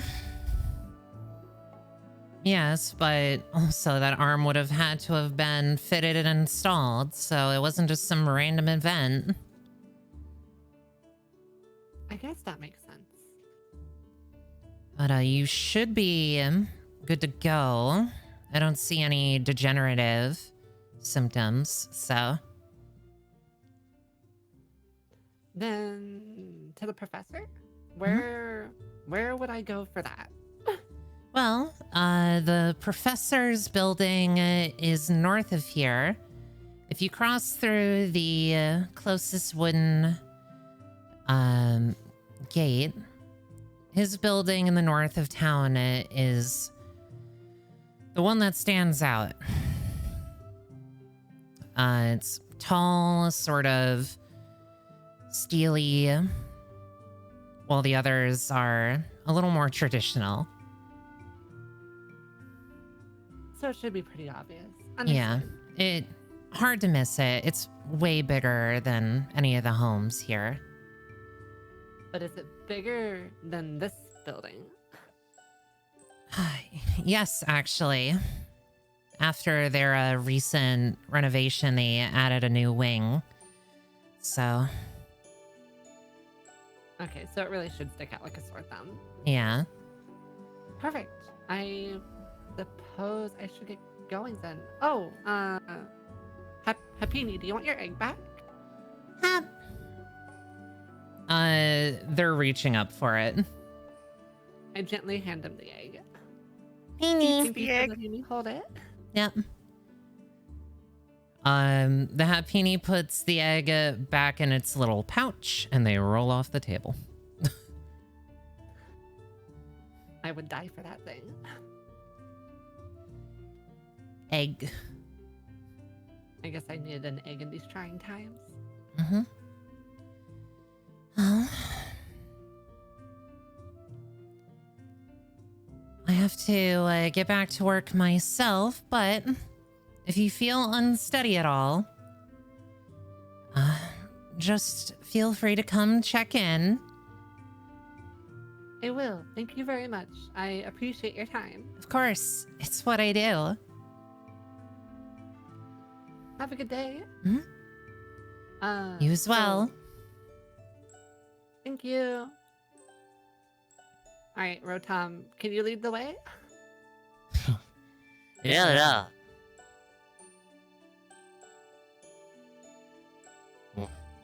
They aren't there. Ghosts of RP's past.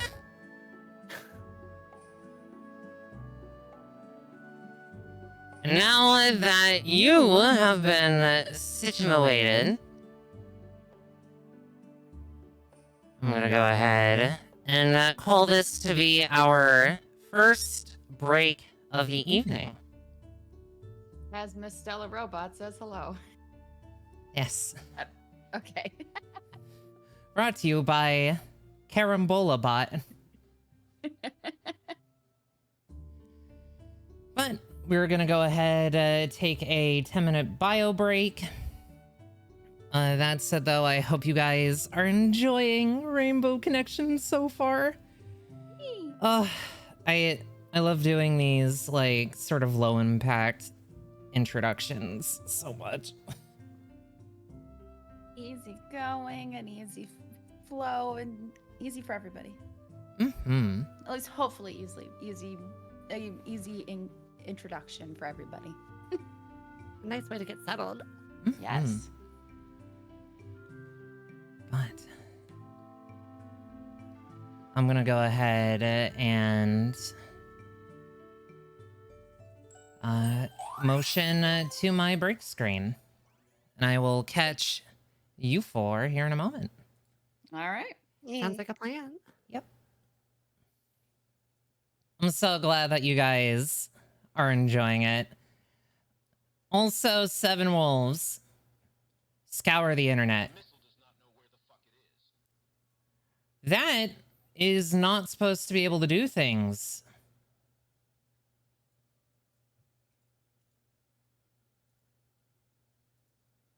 Good to know. But folks, I'm gonna go ahead and take my little breaky break. When we come back, we have part 2 of episode 1. Though what track? I want to play this. We're doing this, chat.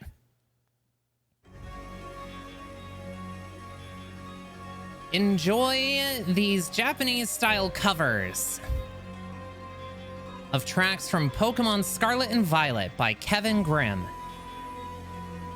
I'll see you all in a little bit. I'm gonna go refill my tea. BRB.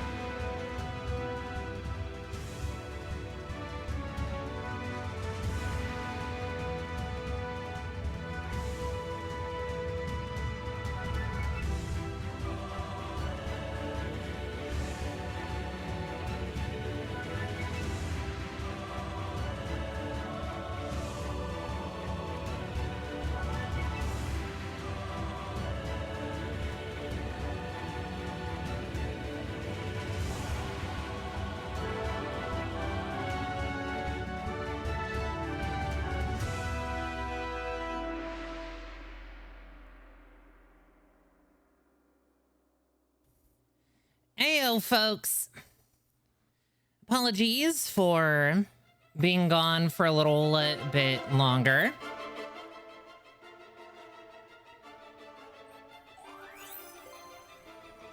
I had a catastrophe to clean up.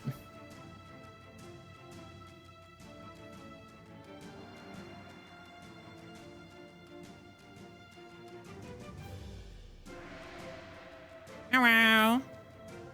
Hello. Sorry for being gone for as long as I was. Had a cat moment. Ah, which one? Coco. Coco?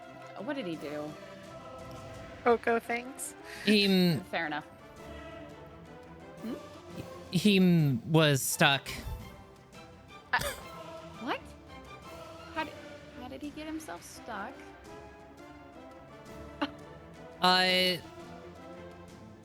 So he likes playing in the tub, like the bathtub. Okay. He stuck his paw in the hole. Yeah, in the drain. No. And he didn't know how to get it out. Oh, no. So I took care of it. He's fine. He didn't hurt anything. Just little scared cat moment of I don't know how to do it. I don't know how to fix it. Mom. Mom. Help me.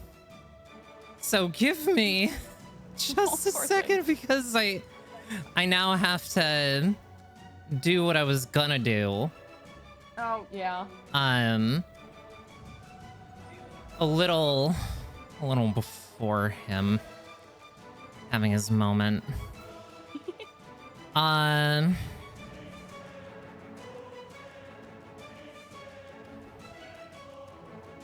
Okay.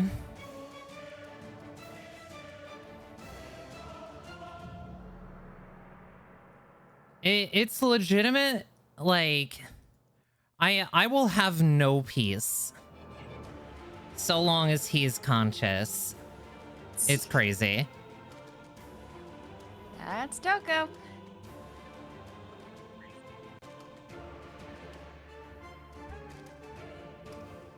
All right.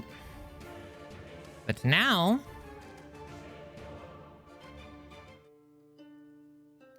are we ready to pan back in? Yes. At least I am. Why, Mhm. yes. Okay. Yui, god sure. damn it! What'd I do? The biddies. You put 10 biddies in Alma's treat bag. I did. I saw I had 10 biddies. I'm like, I need to get rid of these. This is the perfect place to do it. Fair enough. And also Zapper from earlier. Thank you for the 100. Her hand slipped. But yeah, I clicked out of call, and as soon as I clicked out of call, we came back. I was like, oh, okay, I'm coming back. Oh, yeah. But I'm gonna go ahead and describe something for us all here. As the paths converge in one way or another, things up until this point were sort of out of sync with one another temporally, but that's okay. Because we pan back in to Sable. You are technically going to be the first of the four, well, excluding Ruri, who was sleeping here, to make it to the front of Professor Elm's lab. On the front, there is a sign that denotes that it is Elm's lab. Has some really pretty elm tree iconography. The outside wall is sort of a light green.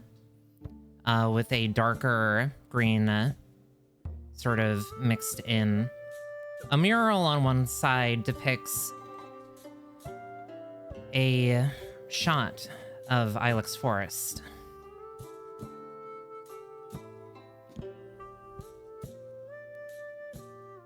It's certainly much larger in person and has a lot more character than you were expecting.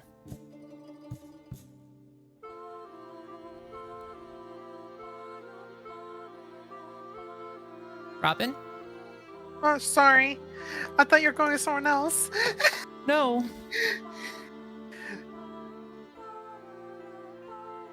You were the first one of the folks that were not sleeping in the building here. Okay. Sorry. Sable is gonna... she'll approach the door slowly, place to her a dice token here. Don't worry about it. I can't get rid of it for some reason. It's the lore square. She'll enter and just, hello? Professor L? Ah. As you do step in, you see Professor Elm standing by the Pokeball receptacle in the middle of the room, but they do appear to be in the middle of a rather deep conversation. However, you're not left to idle, thankfully.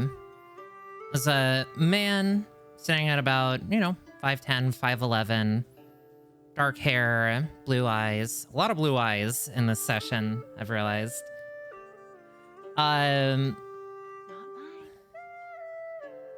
Approaches you. Good morning. Sorry, the professor's a little occupied. One of his associates sent their kid to the Johto region, and they're catching up. It's been quite a while since Elma's seen them, so. But I can get you all checked in here. If you can give me a few minutes, there should be, I believe, 2 or 3 others. Sure. She will tap a Pokeball on her side and let out her Pokemon. Oh, all right. Well, put that down on the marker then. Out of the Pokeball comes a fun little critter. Small, as they are. They bear a bat-like silhouette that is honestly only broken by a sharp protrusion coming from its snout. Purple in color, sort of darker, and wants nothing more than to stay close to their trainer right now, because it is daytime, it is light out, and dear God, the fluorescent lights of a lab. Dag. I know, I'm sorry for waking you, but you know your schedule. Dag. As she will slowly, or I should probably roll for gender. Yeah, you should. But while you do that, Frederick's gonna sort of look up from their tablet. Oh, wasn't that a coincidence? I think that's the third one. That is a male. Okay. Awesome. That's the third dagger's bat that we've seen. Really? Yeah. Tell me more. She'll pull out a notebook. Right, well, yours seems to be a bit more on the sleepy side. While the others were, well, quite energetic despite it being the day. One of them was pretty talkative. The other one had a slightly darker coat, with lighter eyes. I see. And I wasn't quite sure, but its horn seemed to have something going on with it. It was a different shape. Was it more straight, more rounded? Curved? Curved, actually. Curved. Interesting. I've been looking into them quite a bit. I quite affectionate towards bat Pokemon myself, being a night owl, but I've been trying to categorize them into clans, actually. Yours seems, Clans. yeah, sort of based on the shape of their blade. Yours, well, what's the shape of the blade on your dagger's bat? Oh shit. It's like a. I was gonna say cleaver, but it's not technically cleaver because it's. What's the name of that blade? Sort of, almost sort of opaque, but not entirely. Yeah, like it's like you know the traditional like slightly curved dagger. Mm-hmm. I forgot the name of it, but. Huh. All right. This one would probably be a part of, Clan Tonto. So, put that down. Thank you. But, yeah. Just, come with me over to the side here and I'll get you situated. I think I actually didn't mean to rotate you. I think I recognize you from the sort of list of folks that we were going to be having come through.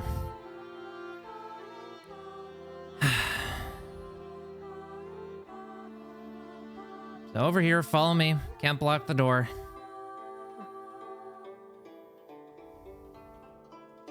It is called a Jambia. Jambia, okay. For simplicity's sake, he's sort of notating your dagger's bat under Clan Tonto. Mm-hmm. But she is listing that. Yep. She will give her dagger's bat some food before, like once they finish eating, put him back in his Pokeball.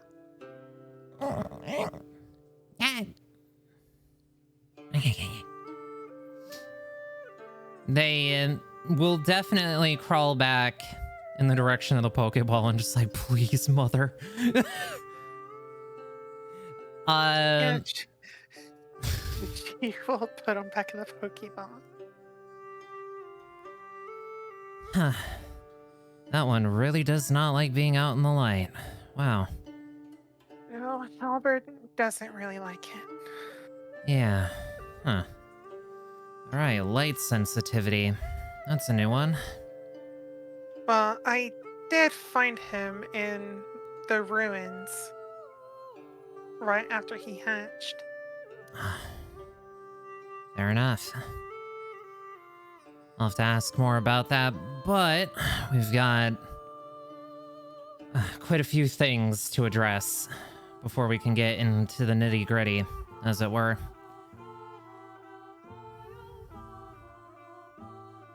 All right. So, Akiko, Yes. you are second.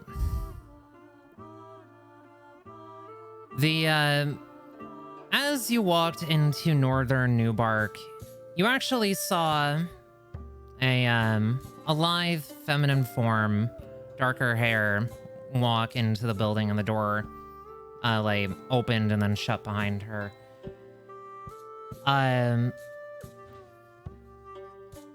Good job, Toko. Graceful.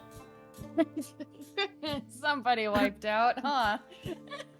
He tried to jump on top of the fridge, hit a thing of paper towels, and just sailed.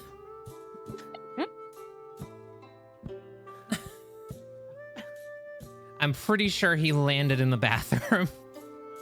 Oh no. He's over here now, though. Isn't that right, buddy? Are you okay? Yeah, he's fine. All right. But you see exactly what Sable saw. All right. Oh. So go ahead and open up the door. Yep. And walk in as well. Ah. And close the door behind her. Yep. All right. Hello. Now this is something I'm more used to, not a wave of kids. Oh. Morning. Good morning. My name is Frederick. Join us over here. The professor is in the middle of a sort of report meeting. All right. It's a little confusing. No, that makes sense. All right. Name? Oh, my name's Akiko. All right. Akiko Kitagawa. You're right here on the list. Kitagawa Farms. Gotcha. Sounds about right. All right. Well, suppose I should ask what brings you to Johto? Well, I heard about what Ethan Gold wanted to have, well, wanted to at least do, make things a little more lively, I guess it was, or something like that. I felt like, you know what? A change of pace from working on the farms with my family. Yeah. Seeing the world, a new point of view. I can respect Yeah. it. Absolutely. Just wish that Champion Gold was able to find just a few more hands. Oh, I checked That's in. understood. Checked in at least 300 trainers. Oh, my word. Yeah, you all are gonna have quite the competition to be up against this year. Well, But, all right. it should be fine. I would say you would hear a slight mumble from Sable. Not much of a competition. Akiko looks over to Sable. Friendly competition, if anything. If anything, we'll get to learn many things here. I hope Besides, so. What's your name? Sable, you? Akiko.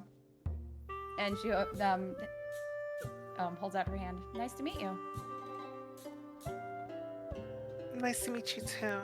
She will shake your hand as you see a slight, like, some scars covering her hand. She doesn't pay any mind. She knows everybody has their own stories to tell. What do you do for a living? I am a Pokemon researcher and archaeologist. I came to Johto as this was the first recorded evidence of a dark types. As such, I am here to find the beginning. Well, that means me and you will be in contact a little more than we both thought. My focus are dark types, to clarify. But again, we'll get to that. Okay. Now, I did get an alert from Nurse Joy that there was gonna be another. So, let's see. Yui. She's gonna go here. Anyways. You walk into northern Newbark, where there are much older buildings. The foliage crests around the streets and homes a little more like naturally. But It's really pretty here. yeah. It's also not all that surprising that amongst all of that nature and sort of traditional architecture, that one building stands out above the rest. What do you think, Rotom? Do you think that's the one that she was telling us to go to? Rotom. The arm begins to pull you in that direction. Oh, alright. I guess no diverging off the path, I suppose. Rotom. It It eases up. Rotom. Appreciate it. Wait, what did you say? Rotom. I don't think that's what you said. But alright. I'll give you that. The Rotom's just as confused as you are.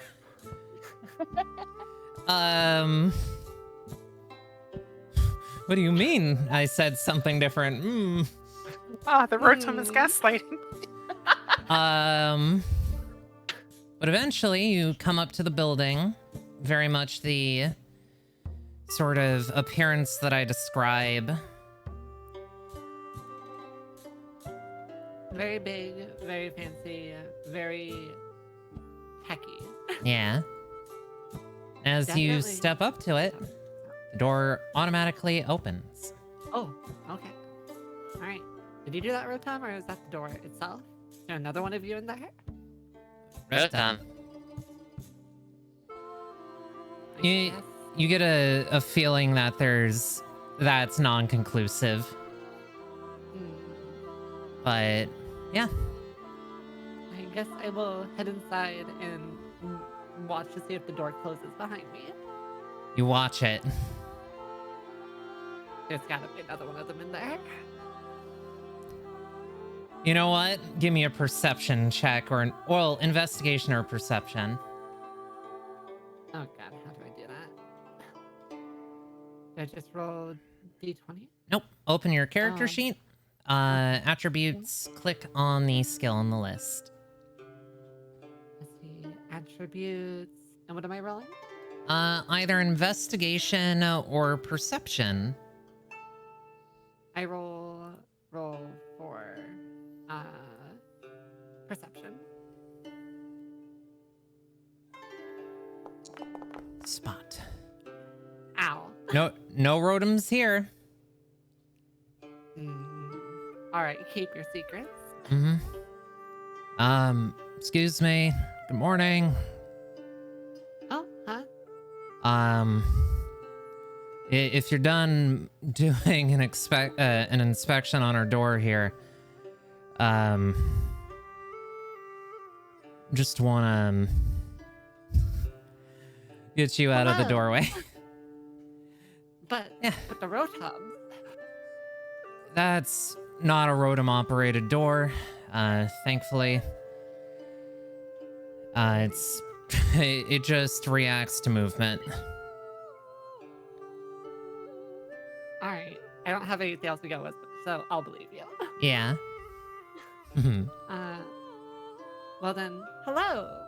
It's very nice to meet you.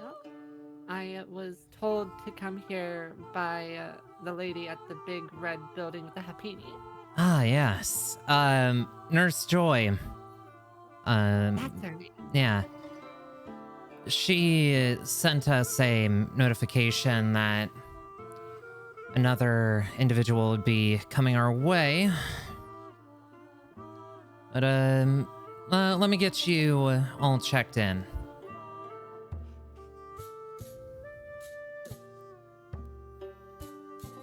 All right. What do we need from me?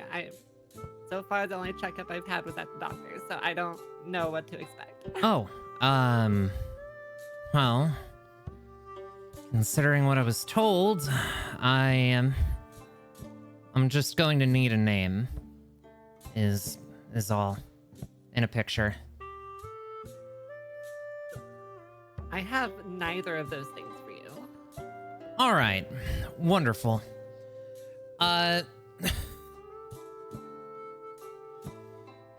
Well, let's start with the picture.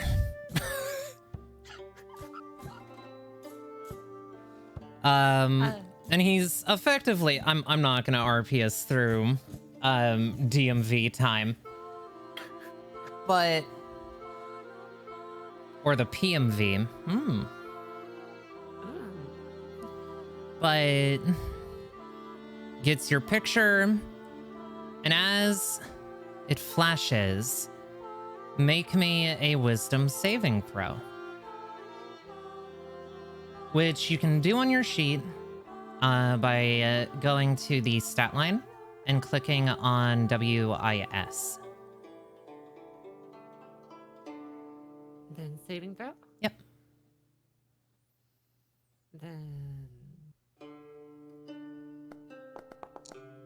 Man, I'm getting really low rolls. Well, you wanted to roll low on this one because as it flashes and it sort of just dazes you, that's not going to be a good picture, but it'll have to do. Something comes to your mind. Your name. Yui? Yeah. Exposed to sudden stimuli. Okay. I have an update. All right. I think I'm Yui. All right, I don't know why that speaks to me, but that sounds really familiar. Okay then. I'll put that down for now. Cool. Shouldn't be all that bad. Not a whole lot of information to go off here, but... I mean, we had more than I did 5 minutes ago, so... True. Little Well, steps. we have contingencies for this. But don't worry about it. Well, you two are checked in. Just gotta wait for, the professor. Oh, right. There's other people here. Mhm. Hello. Hello. I was so dazed that I didn't see the two other people here. It's very nice to meet you both. Nice to Mm-hmm. meet you too, Yui. That's right, Yui. I'm Yui. What are your names? I'm Aikiko. Name's Sable. The pleasure is mine. Mm-hmm. That said, you four technically. Frederick already introduced himself. He's a nobody. Get back in the shadows, NPC. You're a nostalgic commoner. Nah. Jesus. We ping over to Ruri over here. Rudy. Around this time, you have come down the stairs. You've walked past the incubator room for Pokemon eggs. And you catch that Professor Elm is speaking to someone who seems to be a little younger than you. blue hair, blue eyes, sort of a blue, pink, white ensemble going on with their trainer outfit. And, you know what? Sable and Yui. You catch the tail end of a conversation. Ruri, you didn't have to do anything because you're close enough and right there. Sounds good.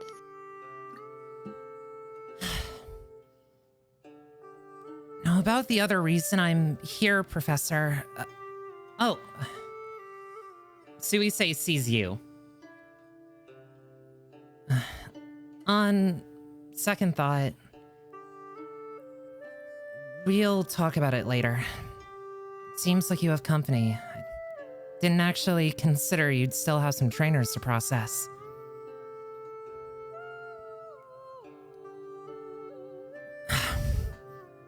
My word, you're right. How could I have forgotten? My apologies. We'll meet up later. And the individual with the blue hair nods, looks at you, Rurim. Specifically looking you up and down, and you feel their gaze sort of land near your sort of chest apparatus. They don't linger too long. And they just begin to walk. Rudy does like a little wave as she's leaving. They wave back. Then she slowly approaches the professor. Mm-hmm. She approaches the professor and does a light curtsy. Her robotic arm, or rather, her robotic hand screwing back into the main arm part, and a bouquet of flowers appears. Hello there, Professor. Ah, My name's Rudy. Rudy Tungsten, head of Tungsten Robotics and Construction. How may I be of service to you today? good morning, Miss Tungsten. I had a feeling that it was you. You are a unique individual. I knew who to look out for. And thank you for the flowers. That's not something that I was expecting. There's nothing in particular I need you to do for me. I simply wanted to have a discussion with you in a little bit about that rusted bowl that you brought with you. Rudy's eyes like narrow for a moment and to see what kind of discussion are we speaking of? Well, I was under the impression that you were coming to see me for some particular reason. Then, if you may let me speak, I would like to ask you whether or not you know what exactly this is. This ball was given to me by my grandfather before he passed. If it's not too much trouble, I would like to have you examine it. It's no trouble at all. I'm no Pokemon historian. I have reason to believe that it might be related to a Pokemon in some form. Some of the markings are curious, familiar. Can't be entirely sure until I do a full analysis. If I have your permission, of course. As long as I am present within this room while you are doing the investigation, I do not see an issue with you overlooking it. Fabulous. Well, until things are a little cleared up, we do have a couple visitors hanging out with my assistant Frederick. If you would be comfortable and so kind as to stand up here by me and wait for a little bit. Very well. As long as I'm not causing you any trouble. Hardly. In fact, I think seeing what you're about to see is going to be quite the heartwarming moment. And if I may, Fruity hands the professor her business card. If you require my services for construction or robotics, I will do everything in my power for free. For free? I'm sorry, my dear. As a League-affiliated research center, I would have to pay you for your services rendered. So. Think of it as a payment for examining this rusted orb. All right. I'll put that on the books then.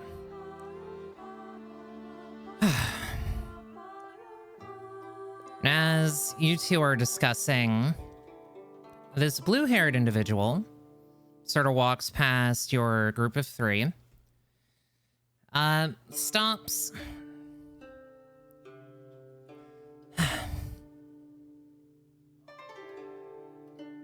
good luck, you lot.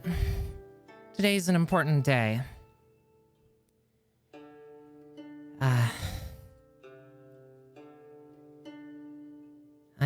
I got my start last season, but things are a little different this time around.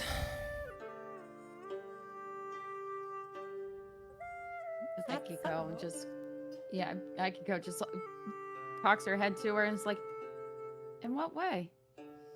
What's different this year? Well, I'm certain you all have heard of that freak storm that happened off the coast, right? I was in the middle of it, yes. I did Not at hear all. about it. I think I did see it while I was on my way here. Well, Far enough away from it because we had to make a detour because of it.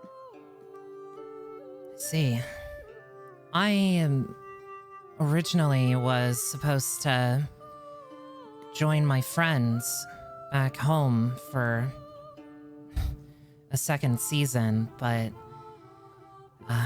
my father noticed that there was some rate of flux occurring in the area, and he asked if I could come and check it out.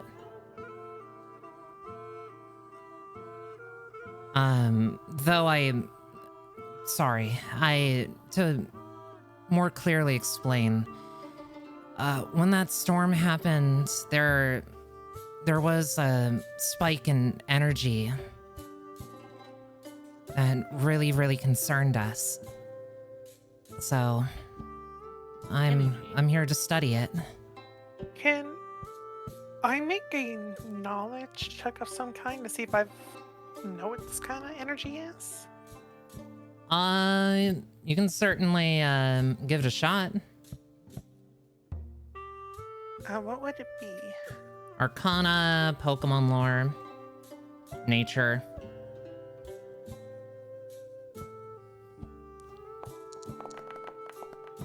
Nope. Ooh, oh, that die went on a fucking journey. We have all been rolling really low tonight. What the hell? You have. There's been a couple good rolls, but that's about it. Shoot. It's okay if you don't know about it. It's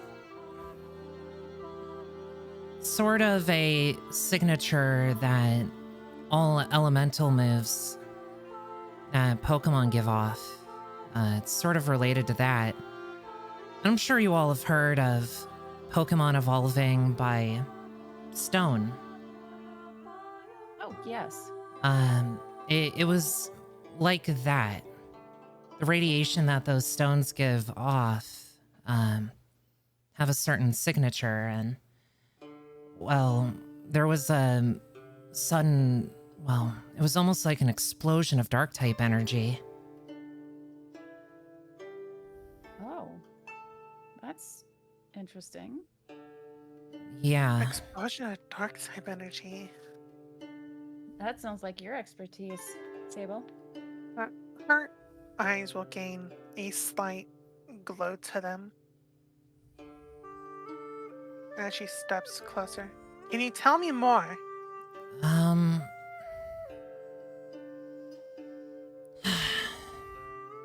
Well, I haven't been on location yet.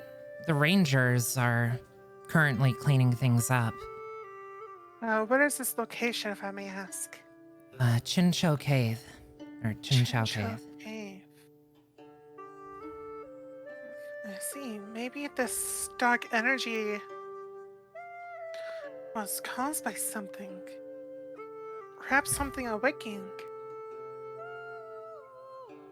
Well, if it was something awakening, then I'm sure we would have seen the Pokemon by now.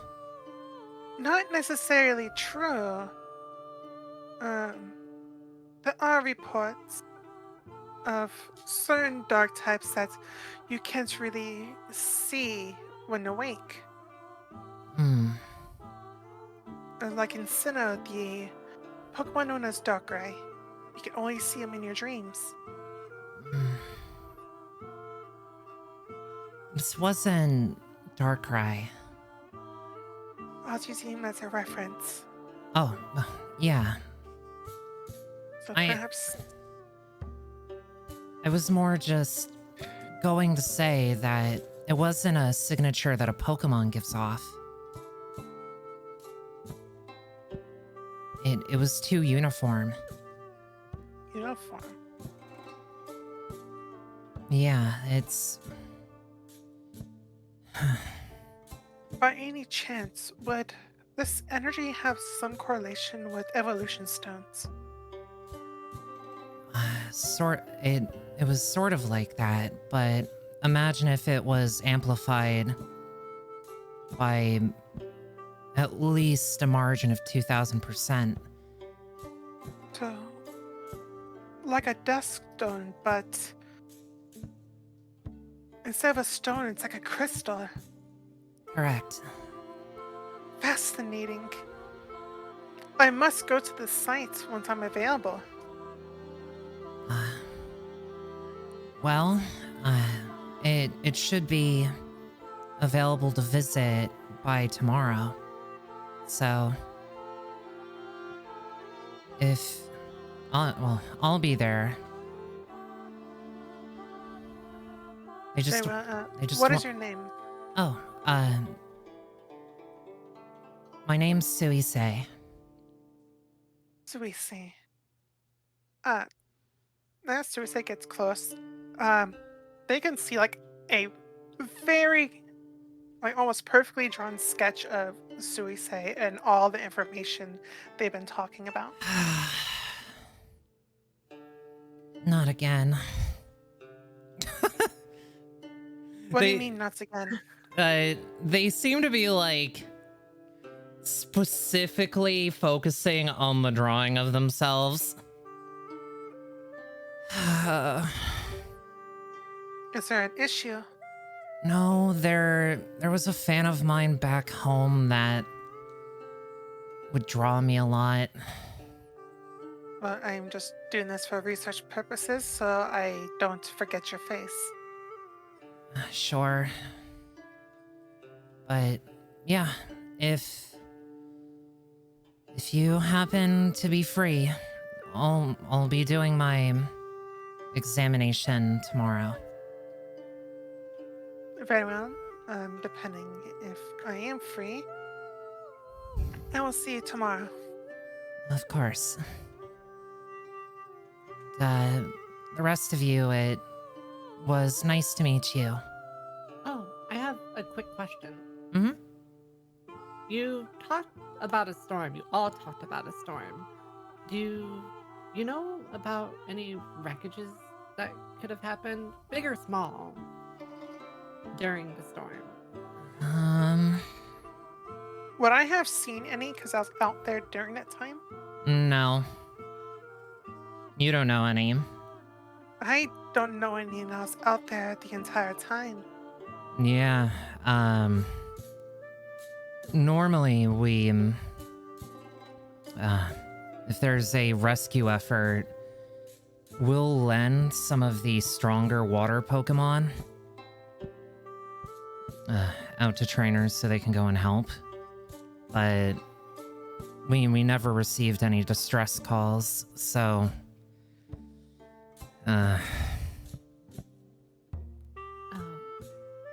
Okay. All right. Sorry.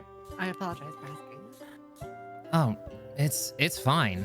Like, you're trying to figure out what happened to you, so Knowledge is always essential. sorry that I wasn't of any help on that front. I flew in, so That probably seems like the smarter route at this point. yeah, especially when the oceans can become a pretty dangerous place thanks to Gyarados. But that's neither here nor there. I'm gonna go get some breakfast. Maybe I'll see you all around again. Maybe. Perhaps. You might.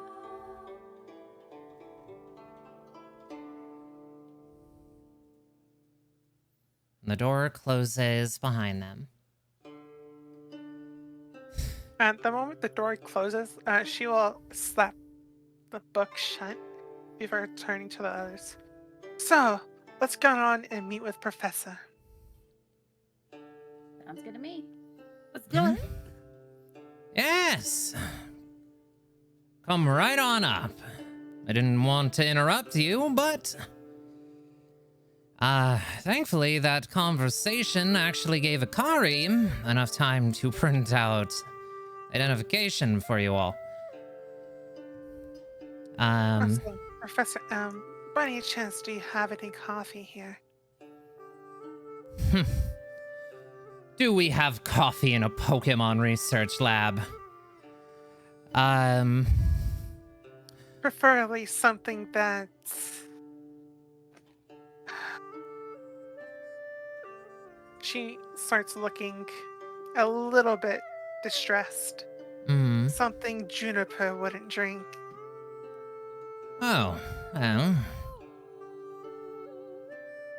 I can certainly have Frederick throw some coffee on. And Frederick in the background sort of steps away to go do that.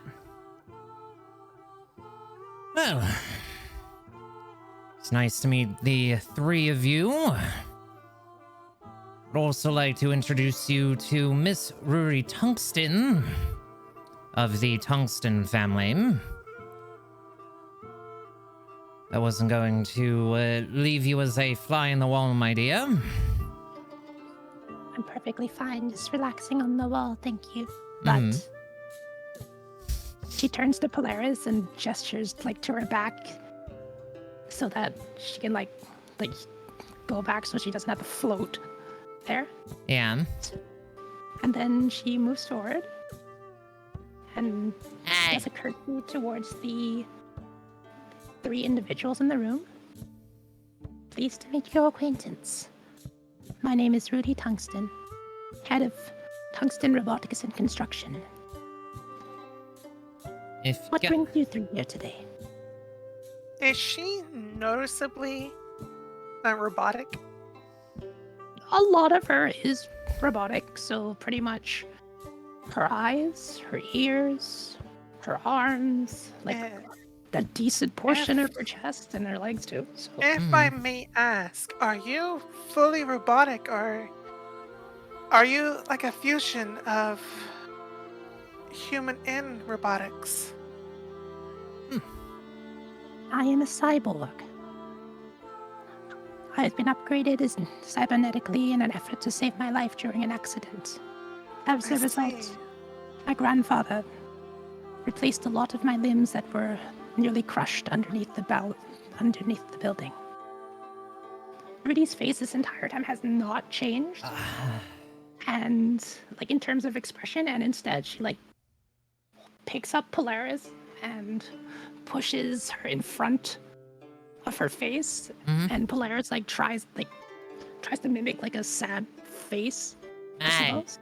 See, Nah. my condolences. I'm like, I want to say you're absolutely fascinating.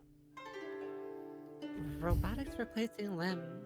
Yui mumbles aloud while like looking at her own right arm, still kind of comprehending that concept.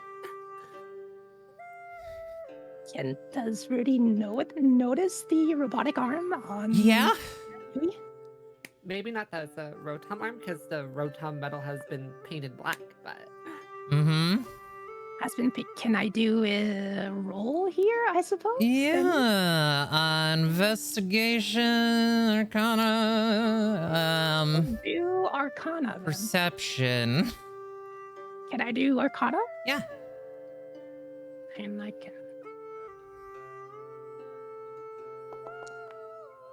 My God. Okay, it's a 15. So, God. what exactly are you looking for? She's looking to see whether or not this arm was made by Tungsten Robotics. It's very quickly easy to discern that it was not made by Tungsten. Though, what you do notice is a familiar thrum of energy sort of coming off of the arm. Does she know what this energy is? It's a Rotom. Okay, she knows. But another thing that you sort of pick up on, you sort of feel the thing in your chest. It's like a sparkly feeling for a moment. The last time that you encountered that was when you found that, well, when your grandfather gave you the orb. It seems you have a Rotom there. One of my friends has one. One of my dear friends. By any chance, is it living in that arm of yours? I suppose so. This little screen comes up and it's very expressive. It's supposedly what saved me back on the beach. yeah. Yeah, there it is. She says while like holding her forearm up to show a little expressive Rotom. You can tell the Rotom is blushing inside of the display apparatus. Well. Seems your Rotom is a lot more shy than the one I know. But then, I suppose, you're not a indoors hobgoblin like my friend. But if I may, perhaps when we have the time, I would like to take a look at that arm of yours. If it's all right with Rotom, I think it's more Rotom's arm than my arm. You'd have to ask it. Rotom. The arm shrugs. The shoulder just like actually raised up. Like I didn't do that. That was the arm. I swear. Yeah. It's like a... Oh, go on. It's like a light possession going on there. Rudy turns to Polaris for a minute and is feeling. Polaris, if I may trouble you, when we get the chance, could you speak to that Rotom for me? Yes, I can. Thank you, old friend. The rest She of... turns back. Oh, All sorry. good, all good. The rest of you here... No.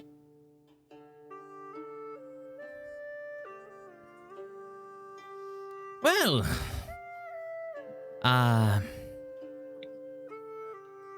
Seems as though, some of you are now a little more well acquainted.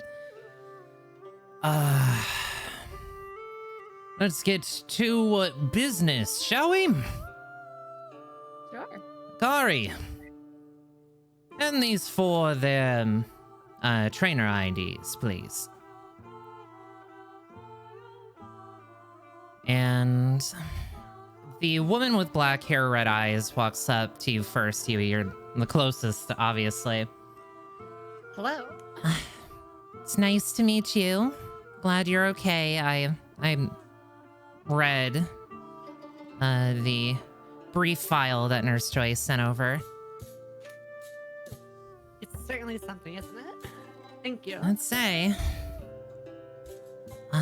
And also on the back of that card, don't lose it because it costs money to reprint. It'll mark you as someone with amnesia. So if you end up at a Pokemon Center, they'll be giving you checkups free of charge. Oh, that's very handy. Thank you. I very much appreciate it. Of course. All right. For you, Sable, big fan of your grandmother. Everyone is. Yeah, I get that. And again, no one's really a fan of my grandfather. Your grandfather. Well, he was a certain fire-type gym leader who was jailed for connections to a certain organization. Blaine? Yep, Oh, Really? the one and only. interesting.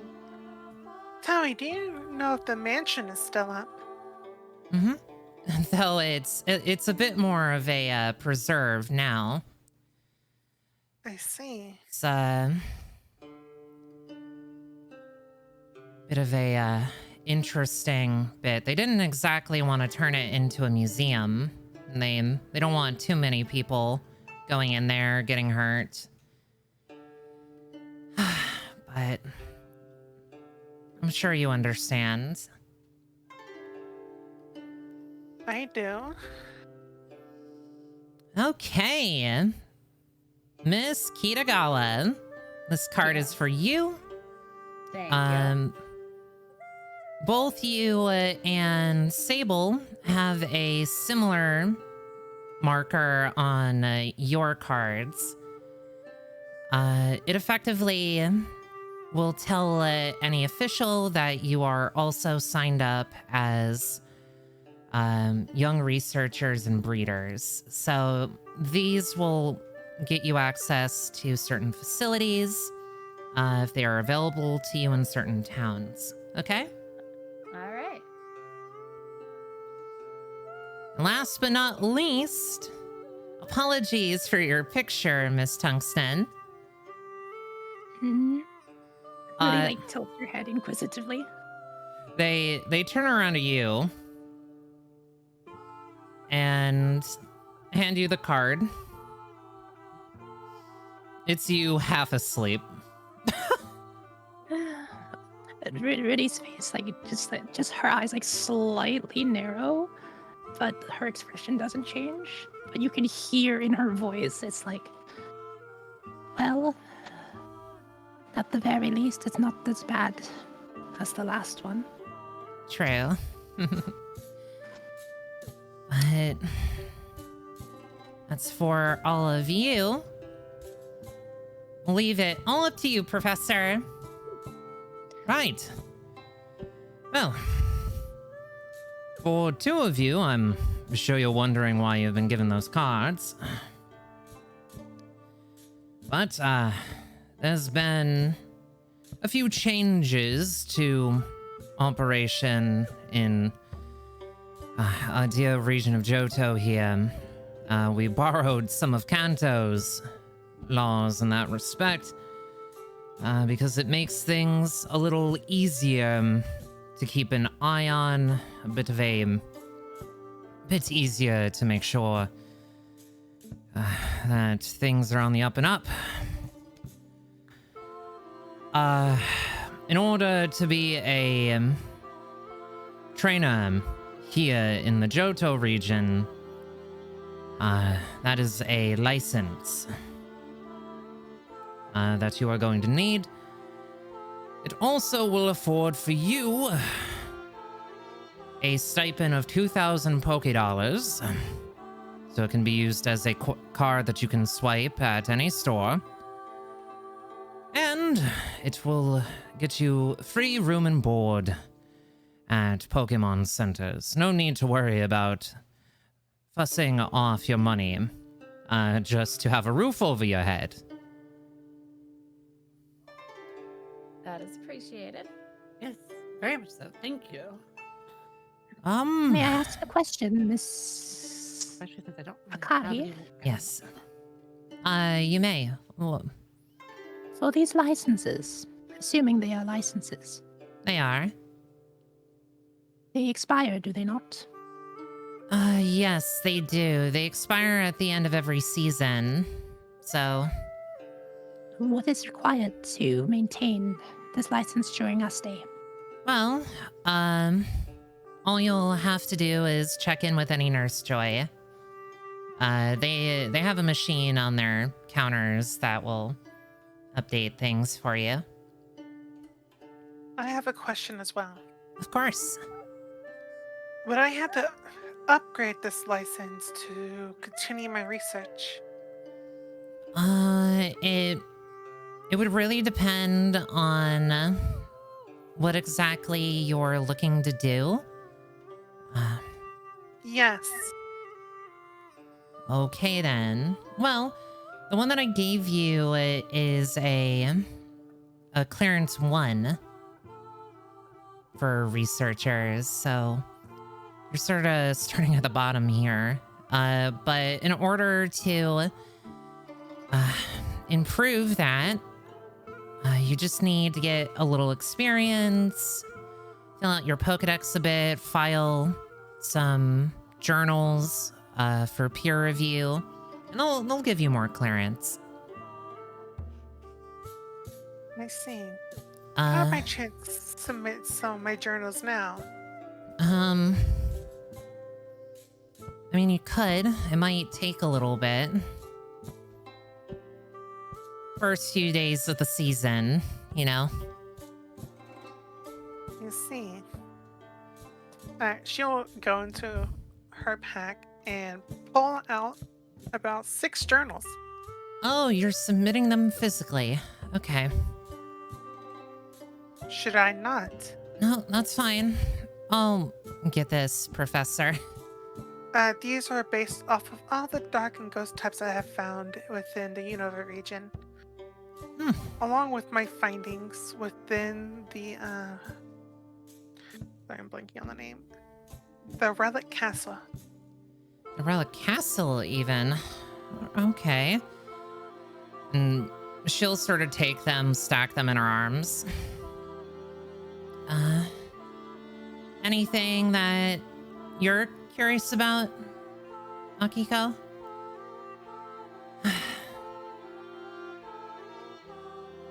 Any, breeder pedigree things that I should know?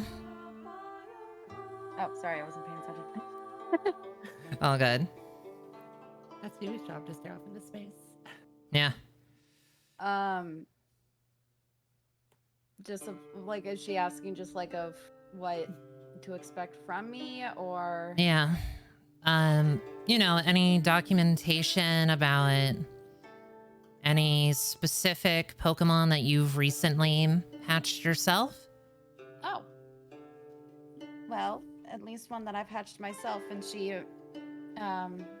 pokes at her Pokeball at her belt, and out comes this little Mudkip. This little one, I found their egg in the marshes back at home. How cute.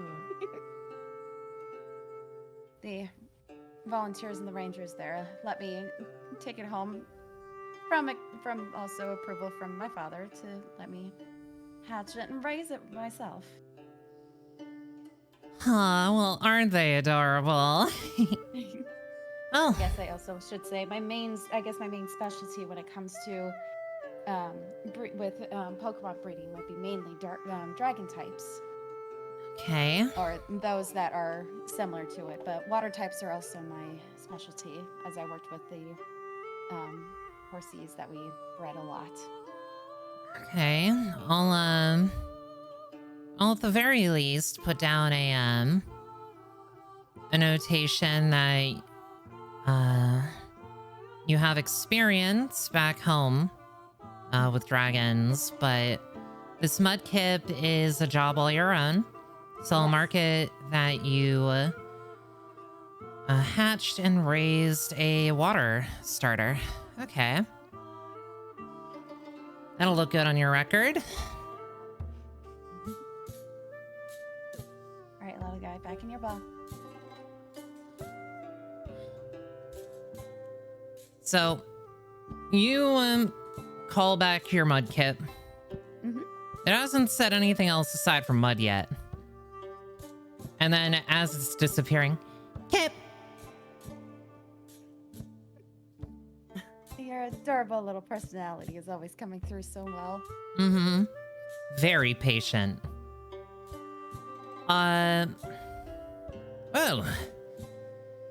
Well, Akari takes care of all of that. It seems as though 3 out of you 4 have Pokemon. Well, a partner and a registered ball.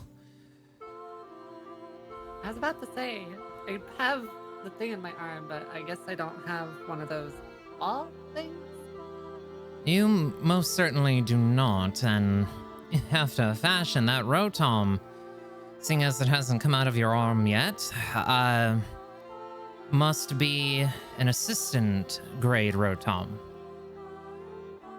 The same kind that tend to power Pokedexes nowadays and phones and all of that nonsense. But would you be interested in having a partner, my dear?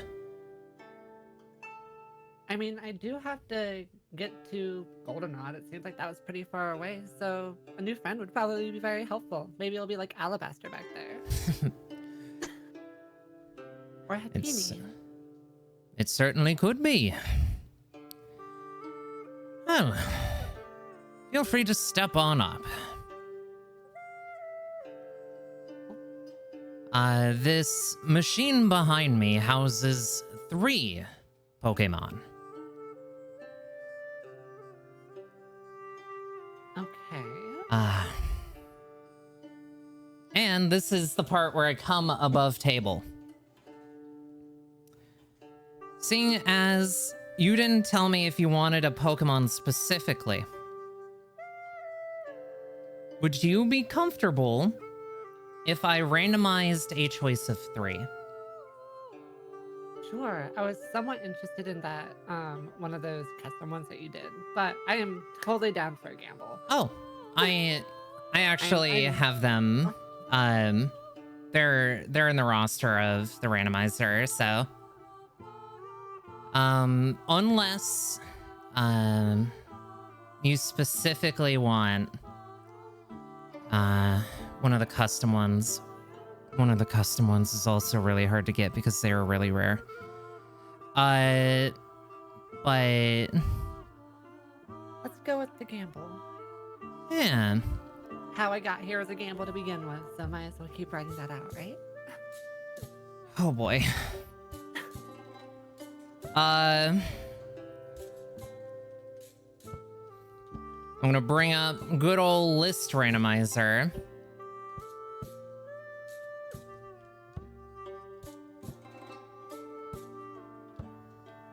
Okay.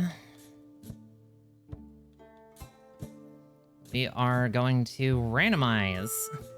Apparently I started my randomized Nuzlocke early. I know. Okay. That's hilarious. Oh, I'm so curious.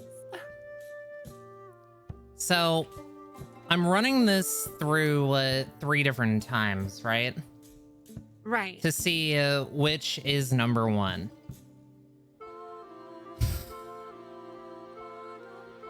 I think Nana's gonna get a kick out of it.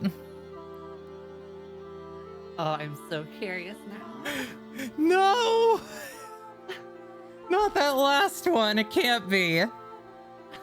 What in the world? Oh no.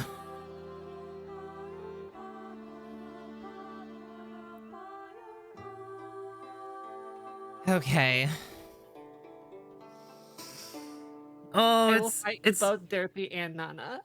it's actually not any of those 3. It is a bird though. I have 2 guesses in my head. So, To be a bird. Yui, Mm-hmm. you walk up to the Pokemon starter receptacle. You can see through the sort of red top a little bit. Sort of like a thing. On the far left seems to be a sleeping bird. Long yellow beak, white feathers, with wings that sort of fold inward towards its body as it sleeps. And the wings have 2 blue bands on them.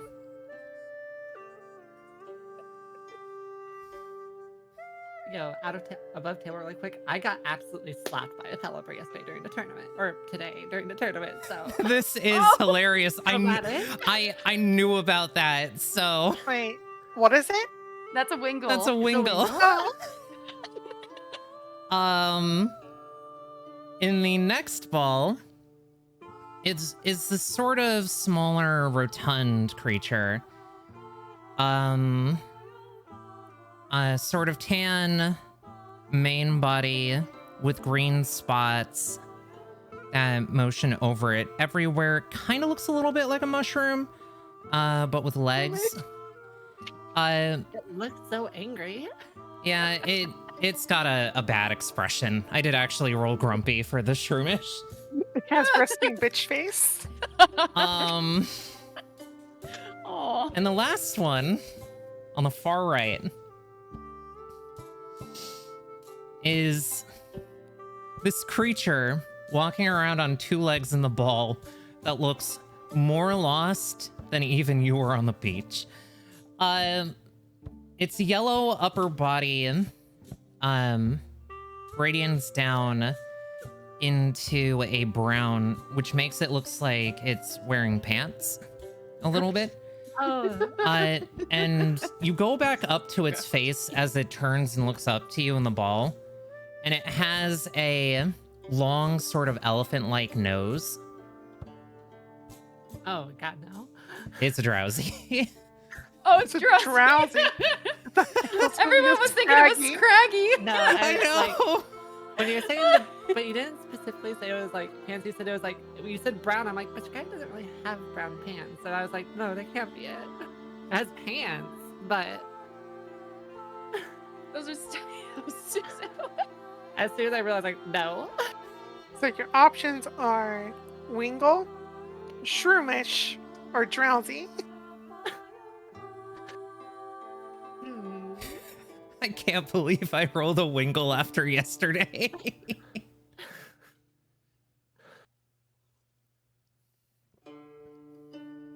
You know, this little bird in the front. I don't know why, but the way it looks, I feel like I can hear what it sounds like. I wonder if I heard them at the beach. Well, It feels very familiar. it's quite likely. Wingles do enjoy seaside vistas, and they are quite the when well trained, loyal birds. That is a bird that would literally carry you across an ocean. That probably would have been helpful. Maybe I would have washed up on the sea then. I'll take this little guy. Hey, there we go. Take your enemies with you on their journeys. Hmm. There you go. So, as I get your Wingle prepped, roll me, well, type in chat /r space and then 1d2. We're gonna determine their gender. They're a girl. Okay. Aw. I love that. She's cute. Okay. Now, I'm gonna ask you to do something for me. Roll me a d20. Just a straight d20. I'm putting the onus of this on you. Is this the D20? Yes. Yeah. 3. Okay. Brave. Ooh. Did we roll Brave. for ours or did you roll ours? I feel like I rolled all of yours. I'll have to go back and check. Mine might have actually been a little tied into my backstory. I don't remember. Yeah. Well, Actually, yeah, I'm pretty damn sure it was. it sure was. Yeah, it was. There it is. Yep. Okay. Next up, I'm gonna roll a 1d3. You didn't get its hidden ability, but you did get Keen Eye. No drizzle. No drizzle. It's not the one that slapped me. It's a different one. And now I'm gonna roll 2d100s. This is going to determine size and if it has an egg move.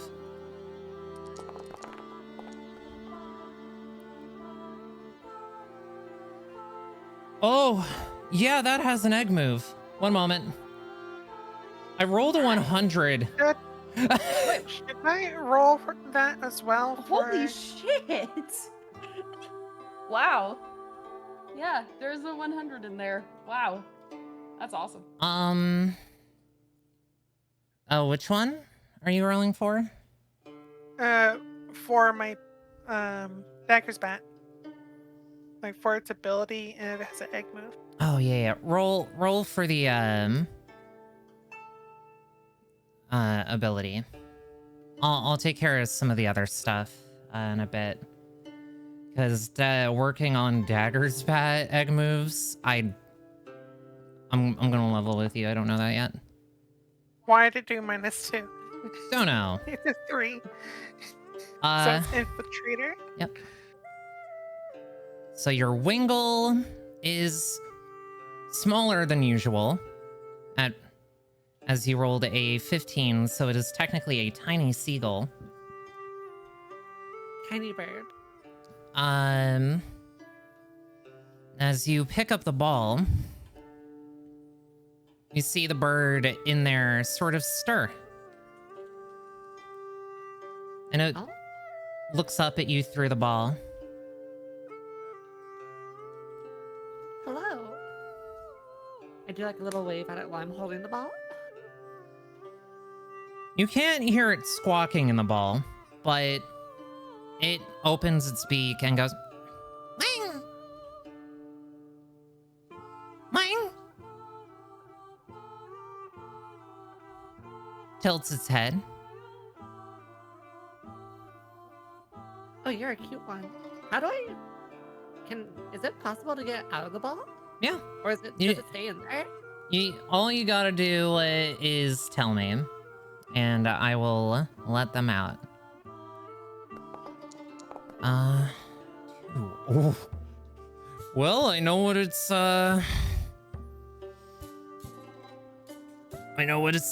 thing is. Oh. Its egg move is Air Cutter. Oh. It's got a knife. It's got a knife. Funny enough, air cutter's a special type move. Well. So, to clarify,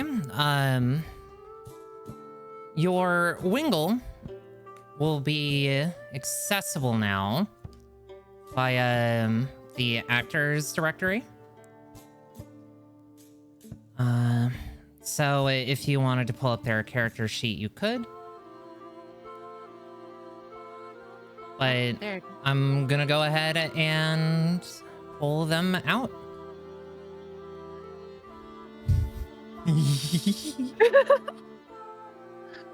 Oh my god, that is adorable. Oh, you're so cute. Wingle. Hello, I'm Yui. Oh, very tiny. Yeah, there it is. The Wingle is sort of flapping in front of you, and you just see this glint in its eyes. And it does not skip a beat as it just lands on your shoulder. You blink and it's there. Which shoulder?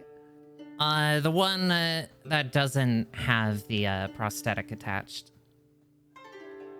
Hello, that was... Hi, when did you get there? Well, this particular Wingle is quite the athletic one. I was actually surprised that I was able to catch it in my old age.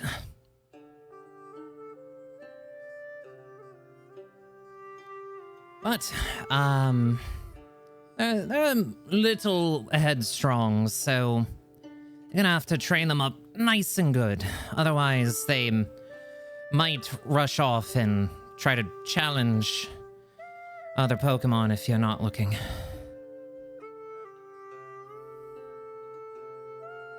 I guess try to take it easy. I don't know how to put you back in the ball. Like, don't go zipping around.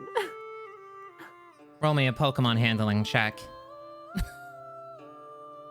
All right, let's see. That is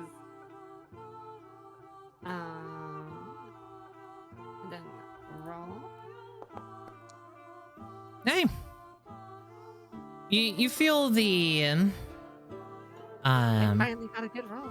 you did, and an important one.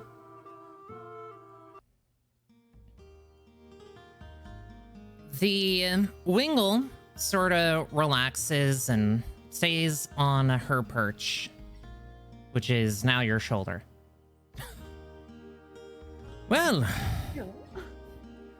seems as though we've got everything set right in a row.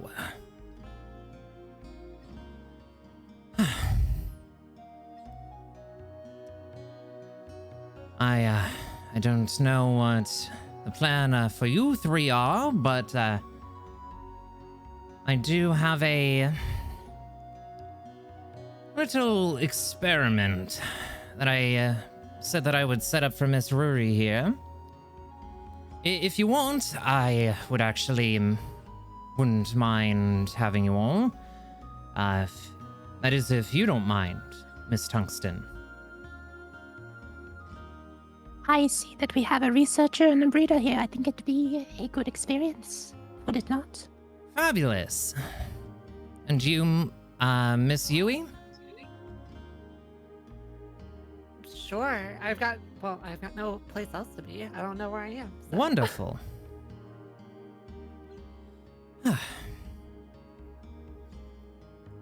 Pardon me. Now, Ruri, follow me to this section of the lab, please. There you are.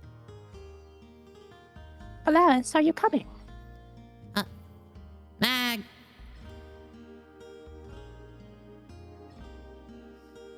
They were two. Above table, what typing is that Magnemite?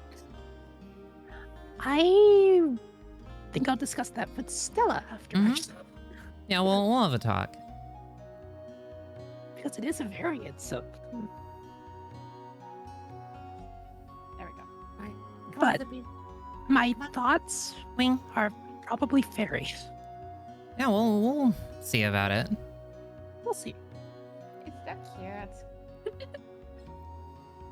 All right. So, would you be so kind as to set your bit that you were curious about on the table here? Thank you. And I think you might want to step a little bit back. This thing is rather heavy.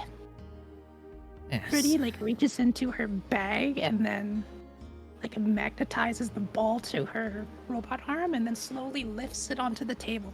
A very rusty, decrepit looking spear is produced from inside the bag, covered in patinas and holes and cracks. So, and puts it very delicately on the table. That's a big ball. That's a big ball. That's Very large. Oh God. It's still too big. I was gonna say that's a bit big still. Better, much better. Yeah. Fascinating. Ponder the orb. Where did you find this? This was a gift from my grandfather.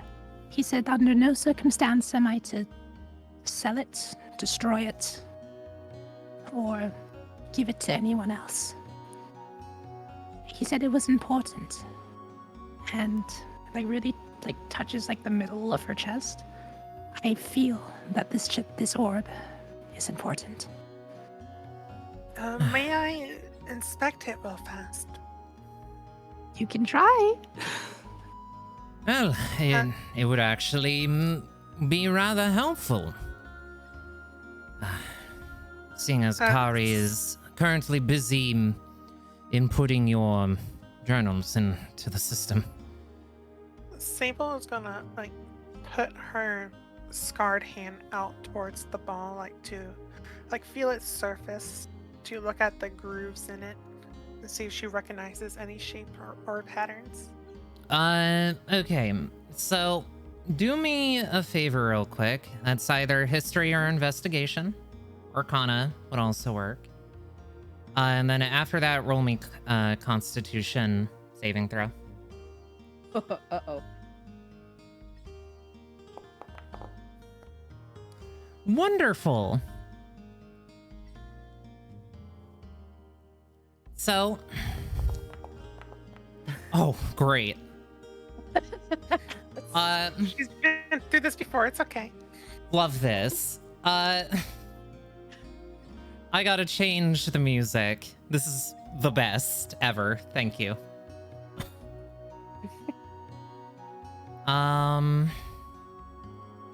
You know what? I'm gonna grab one of the Pokemon Mystery Dungeon tracks for this. I hope you had your tennis shots. Hope you don't like Sable. Never sing her again. Oh no. Snapped at the start of the campaign. Let's see.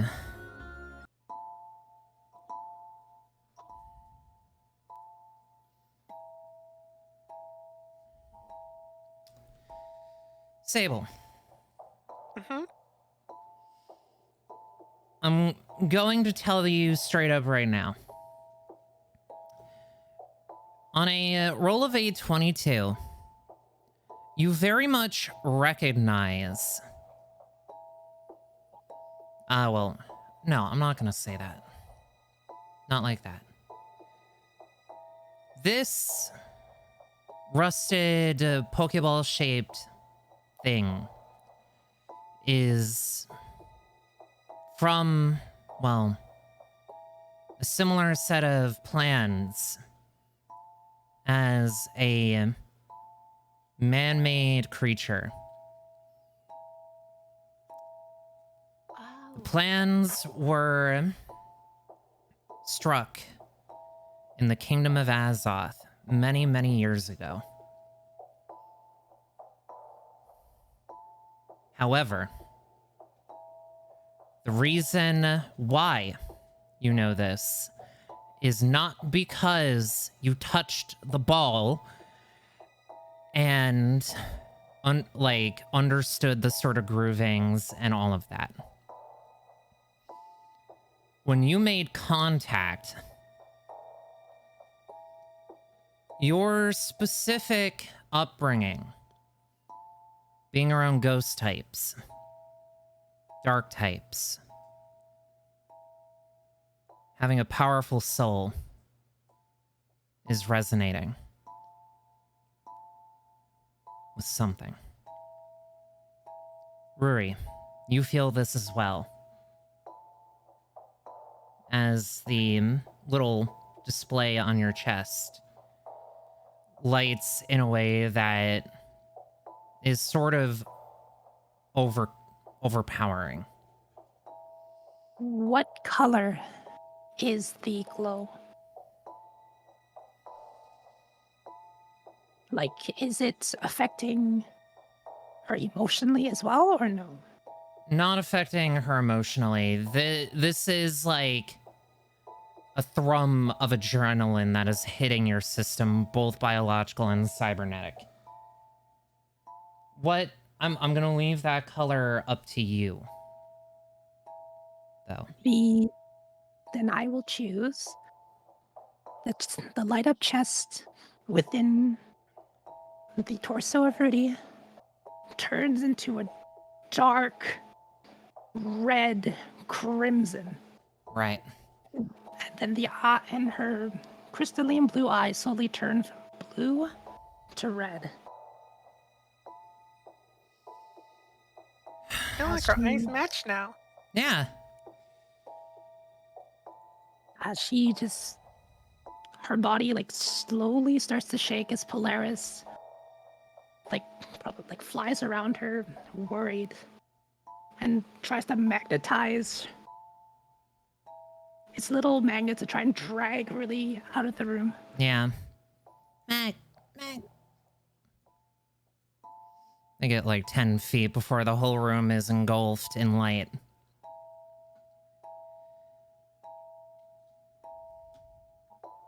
The light fades from Rudy's eyes.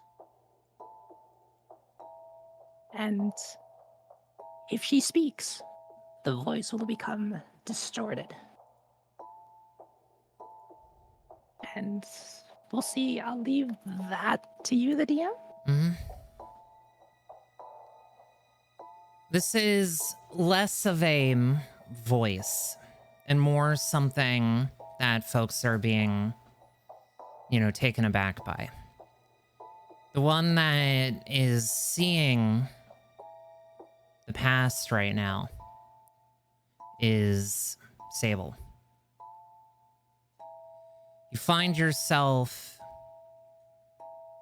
watching from the corner of a room. The walls are hewn in a sort of sandstone, sort of a brown setup. The light is dim. You can see an older man drafting plans. And then that same older man screaming. Trying to run. Trying to get away. Another flash. You see the silhouette of a similar shape amongst something being built. A different man.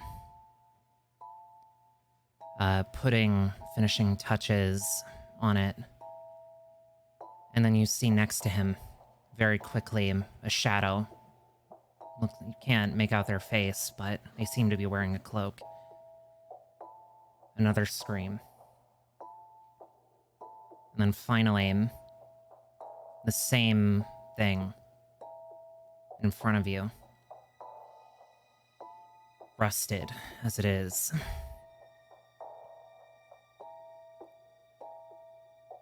Amongst flames.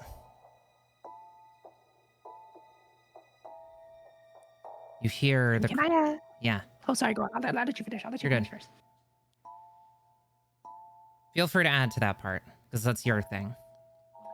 And In the real world, Rudy's arm slowly lifts up, and the arm shifts and changes into an almost and a barrel of a gun is produced from the inside of it. It does not fire, but slowly she walks towards the professor in a rickety, almost convoluted type of pose. She's not the professor that she's seeing right now, Mm-hmm. but someone else entirely. What? Someone. And it is a figure that is looming as a big, tall, and dark figure that is looming over a child.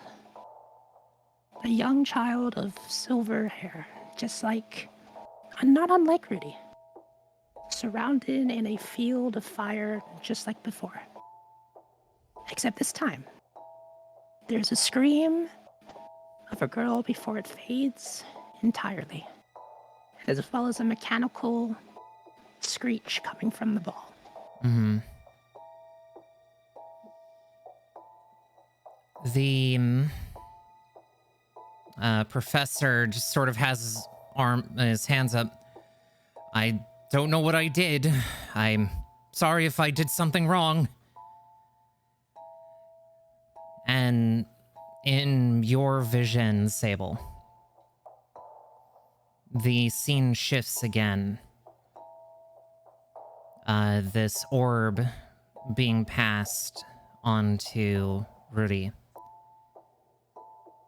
by the individual known as her grandfather. Correct? Correct. And then, as quickly as this started, it ends. And immediately, Rudy's eyes turn back to normal, and the glow in her chest dissipates before she notices her arm outstretched in the barrel of the gun that was pointed. She immediately retracts it and slowly backs away, shaking her head and looking at Polaris. Polaris, what was I doing? I don't know.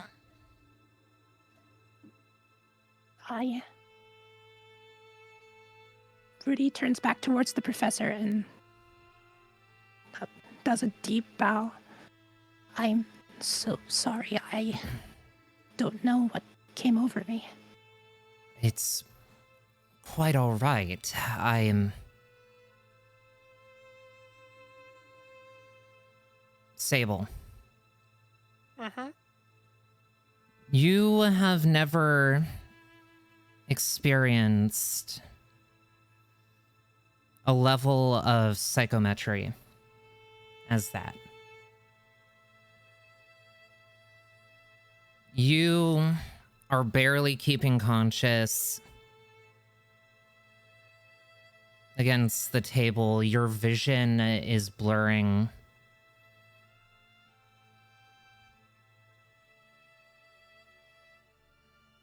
And there is a slight drip of blood coming out of your nose.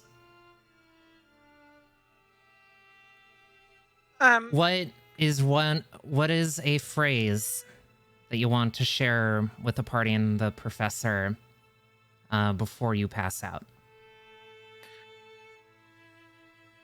Over this table, you said it was like a man-made Pokemon? Correct. I'm guessing do I know the name of that Pokemon?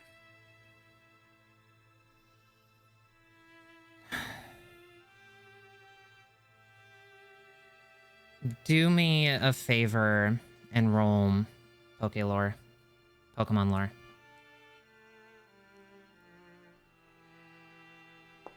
Or actually, I'm a fibber. You rolled the same thing anyway.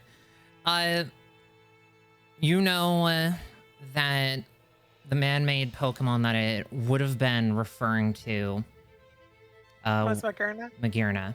Yes. Magearna. You said this was a prototype? This one was something. I never said prototype. Oh.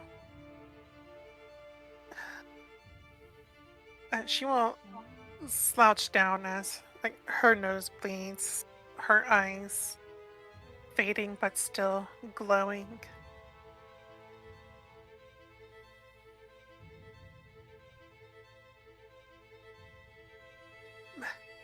Magearna. As you collapse. Akiko goes to catch her as best she can. Mm-hmm. And you do. Hi. Magearna? Gearna.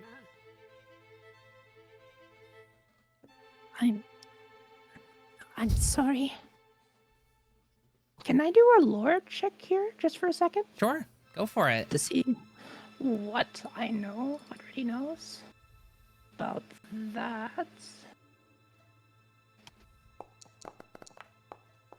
Oh my god! The first nat 20. Of the Yeah, campaign. Nice. Okay. This What is gonna be amazing. what do you want to know? Whether or not that the internal chess piece that is currently within inside Rudy and what its relation is to Magearna. She taps on the middle of her chest, and it slowly opens up, and you can see the shape of what appears to be a soul heart. Mm-hmm. And then she's gonna wonder, like, do you know, like, does she know what this is? Oh yeah, she does know what this is. Yeah, she does. You do. But So, something that you're realizing now on that natural 20 is you know for a damn fact that Magearnas are powered by soul hearts. You know that. if that's true, then what am I? If, from what I know, Magearnas are the entire core of a soul heart is Magearna's entire being, then did I perish in that collapse of a building? Did my grandfather use this soul heart to bring me back to life or to prolong it? The professor's glasses are totally like off kilter now. I can say for certain, my dear, but I'm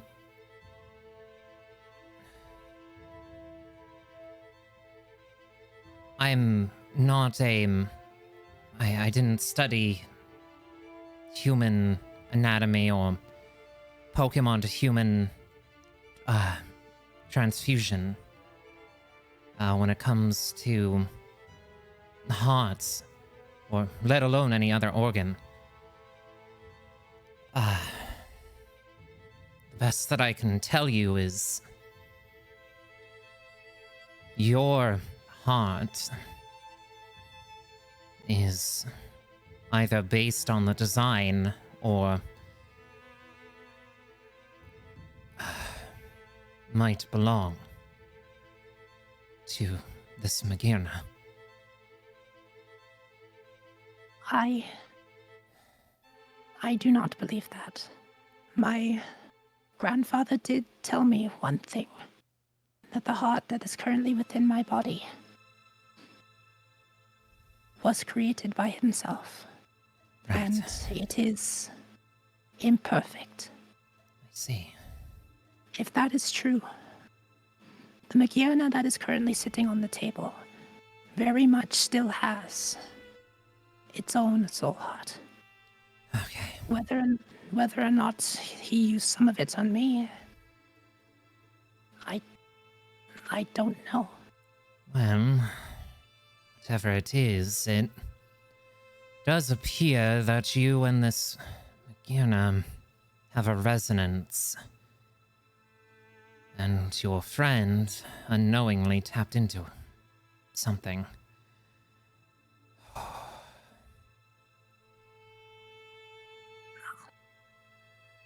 This Magirna, given how damaged its body is, something terrible must have happened. I don't know what, but I don't know if it's safe to interact with this ball any further. At least in its current state. I would be one to agree. It needs some proper love and care.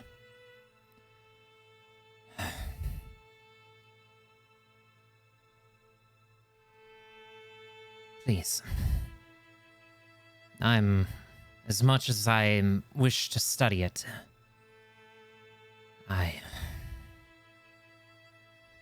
Sable touches it again. No, it's Yui's turn now. Go ponder the orb. Yeah. This is what happens when you ponder the orb too deep. This is when you dive in too deep to something, you go too far. I'm gonna be honest with you, I did not expect us to roll high on the orb this early. Yeah. Like any of us See, were the thinking thing this was gonna is, happen. My dump stat was intelligence. I was not expecting the high history roll. But I did already have a thing for you prepared in the background, Sable. I'm really interested to see where Sable's powers come from. But It's gonna be fun. you are on the funk conscious. On the funk. Yep. You it is. are unconscious. You ain't getting up. The first time she has slept in probably a week. Mm-hmm. Well, we'll probably take you to the Pokemon Center to have you looked over. Yeah. That's probably a good idea. Let's do that. Well, While she has the chance, Rudy opens up her arms, and a bullet cylinder comes out of it, and she empties out all of the cartridges that were in it, putting them away, so just in case, like, the ball reactivates, mm-hmm. she won't shoot anybody. I could go notice that and be like, yeah, that's probably a good idea. Yui, Yes. I'm gonna give this one to you. Just roll me in very quickly a perception check. Let me remember how to get over there. Perception?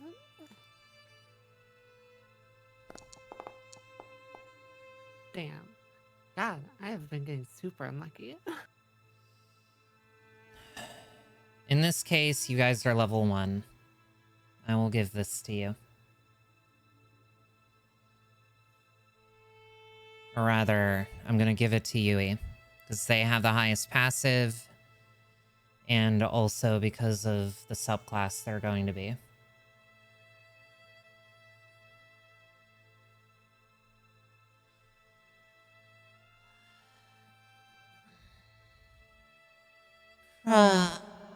Protect her.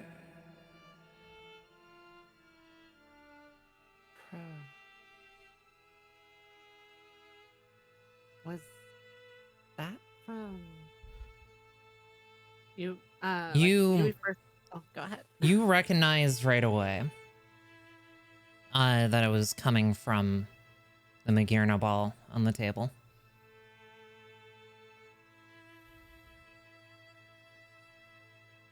Okay.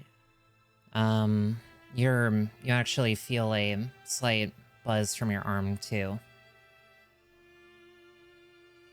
I look down at my arm. Mhm. You Ro- did you understand that too? Rotom.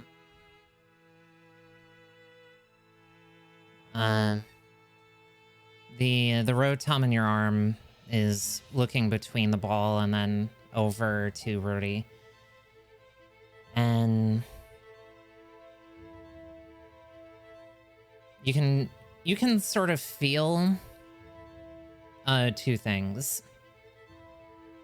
The arm wanting to go over there. To the And- Nagirna or to No, to Rudy. Rudy. And also a degree of jealousy after a fashion. It's like, damn, I can't make an arm cannon. What the fuck? Yeah, I was wondering, but I'm like, Rotom, can you do that? Or no, the Rotom, like Rotom. Ro- Can Ro-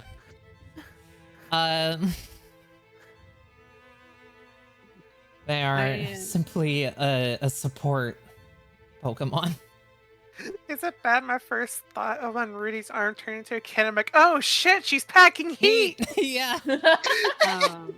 I'll quietly like step closer to Rudy. You holding up there okay? Hey, I don't know. I keep these only for the protection of my Pokemon and my family. I don't want to kill. I don't. We'll take it one step at a time. Do you want me to hold on to this for you?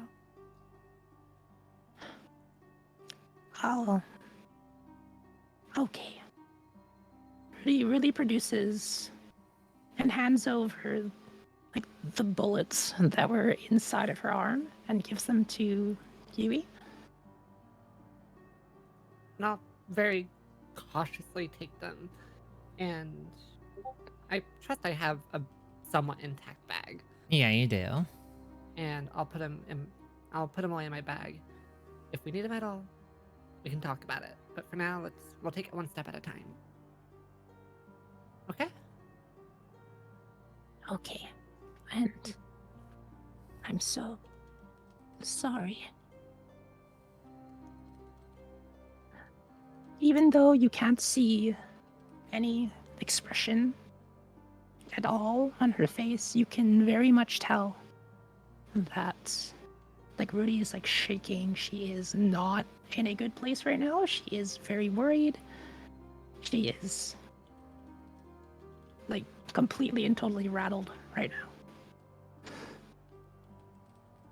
I know, and we'll get there. We'll get there. Just take a deep breath. If can she breathe? I'm not saying that out loud, but like she like kind of like thought about that for a second. Oh, Sable? You mean? No, Rudy being Oh, cybernetic. I mean, And also Sable. Is Sable breathing over there? Sable's breathing. Okay. Ever so slightly, she looks dead, but Mhm. that's normal for her. I mean, that's up to you, Zuzu. Say again? Does Rudy breathe in the same way that other humans do? I wouldn't say so, actually. Okay. No. Good to know. Rudy is not breathing. It was partially a joke, but not one that was vocalized loud.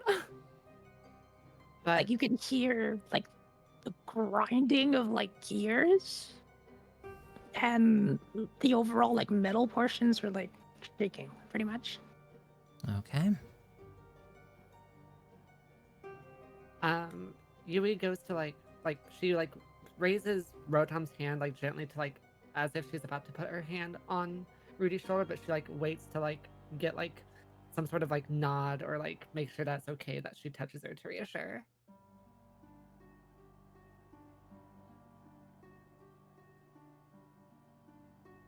Somebody like turns towards Yui and just says like, "Thank you.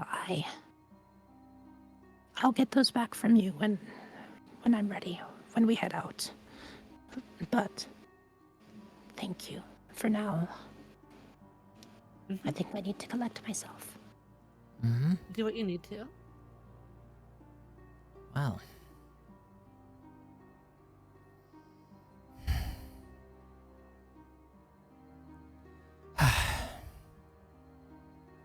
Miss Kitagawa, Yes. I'll help you carry Sable to a bed. Oh, yes. Let's do that. And he'll lead you upstairs to one of the bedrooms that they have. And Oh, quick question. yeah, Robin, how Yeah. much does Sable weigh? Or That's a- just You asking a lady about her weight? How? hey, I am dare you. asking due to the fact of how basically seeing if Akiko can actually lift her. I know your strength stat. Sh- You'll be fine. Yeah, like All right. you should Need be help, fine. like, If you you come deal over with there, dragon types, you should be fine. Yeah, exactly. You and like a middle-aged adult are gonna be able to carry her just fine. Alrighty. And as you both set her down in a bed, the professor rubs the back of his head.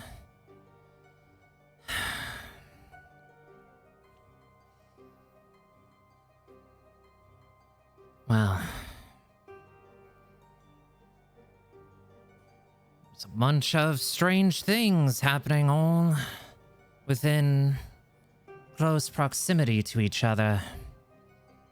Well, let's see. The storm that just happened. This. Am I missing anything? Well, there was something that I heard from the Rangers, actually. Oh? Something we should be watching out for. I don't think it's something that will necessarily trouble you, but Never know what to expect, so. the elder of Chinchao Cave has gone missing. Oh. The elder in this particular case, for all of you, I'm going to introduce this now. Elders are Pokemon that have lived for a long time and are considered sort of like the apex of their species. Elders can be any evolution level. You could run into an Elder Pikachu. You could run into, say, an Elder Bronzong, or Bronzor, rather. All I can think is that Elder Yeah. Pikachu's Danny DeVito. Yeah. So anyway, he started blasting Pika. Yeah. So anyway, I started blasting.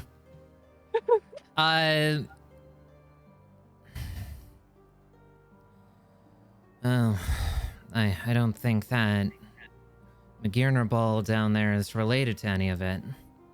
Yeah, But probably not, but so many things happening at once.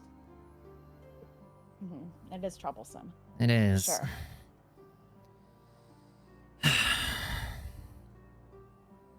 Well, if anything, too, we might see if keep an eye out for the elder for the area. Which kind of Pokemon is it? Was this elder? It was a lantern.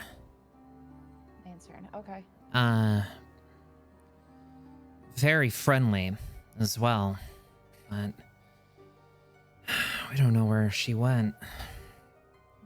Okay. That said, with all of this sort of coalescing, I'm probably going to have to contact the League. and see if Rory would be all right with us putting the Magirna ball in a secure location underneath the lab. Not a bad I- idea. I can. Rudy comes out and and looks at the professor. Mhm. I do not believe that is a good idea. I was told by my grandfather to ensure that this ball was never taken from me. He said that something bad would happen if it did. I see. Hmm. Hmm. Well, I'll respect his wishes, but I want to let you know that one way or another, I'm going to have to report this to the League. That is understandable, given what just happened. Yes. It's just something tells me in that resonance, if this ball were to leave, I don't know what would happen, but it doesn't seem to be good. Certainly. All right. Then I will leave it in your possession, and I will do what I said.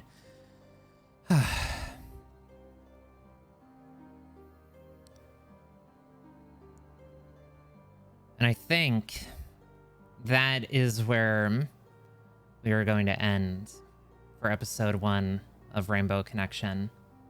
All right. Okay. Yay! Exciting stuff. I really did not expect us to get these rolls this early. Yeah. Yeah. If Sable didn't real low on Constitution, none of this would have happened. True. You would have just felt a dusting of something happening, and then it just breeze over you, kind of thing. No, Yeah. excited to say it. No, penetrate the brain. We're doing this now. But I hope you like this snippet of what Rudy's entire shtick is. Yeah. This is gonna be good. I'm excited. I'm excited. I'm also terrified because I know the overarching story and just Well, And- duh, you're the DM. I know. No, I am going to expand more on Sable's backstory. That's fair. I am also going to be providing to you an ability Mhm. shortly.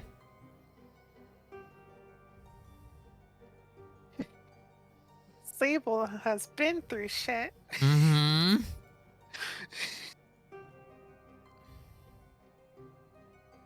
But There's a reason why her hair is white. yeah. We got a lot of white-haired people in this group. I know. No, her uh, hair was I am originally the black. oddball is with the purple thing. hair. For a moment, I was like, oh god. Writer's characters like the most normal of them. Sable would have been normal.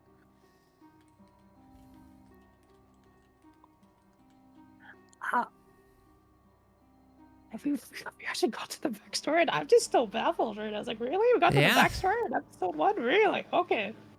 Okay, I guess I we know did. your full backstory now. No, you don't. We Not still gotta quite. figure out Yui's. Not just yet.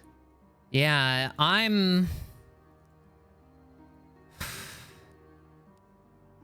Yui's is gonna be one to figure out. That's for sure. Alright, so if I got this correct, Yui's the gremlin.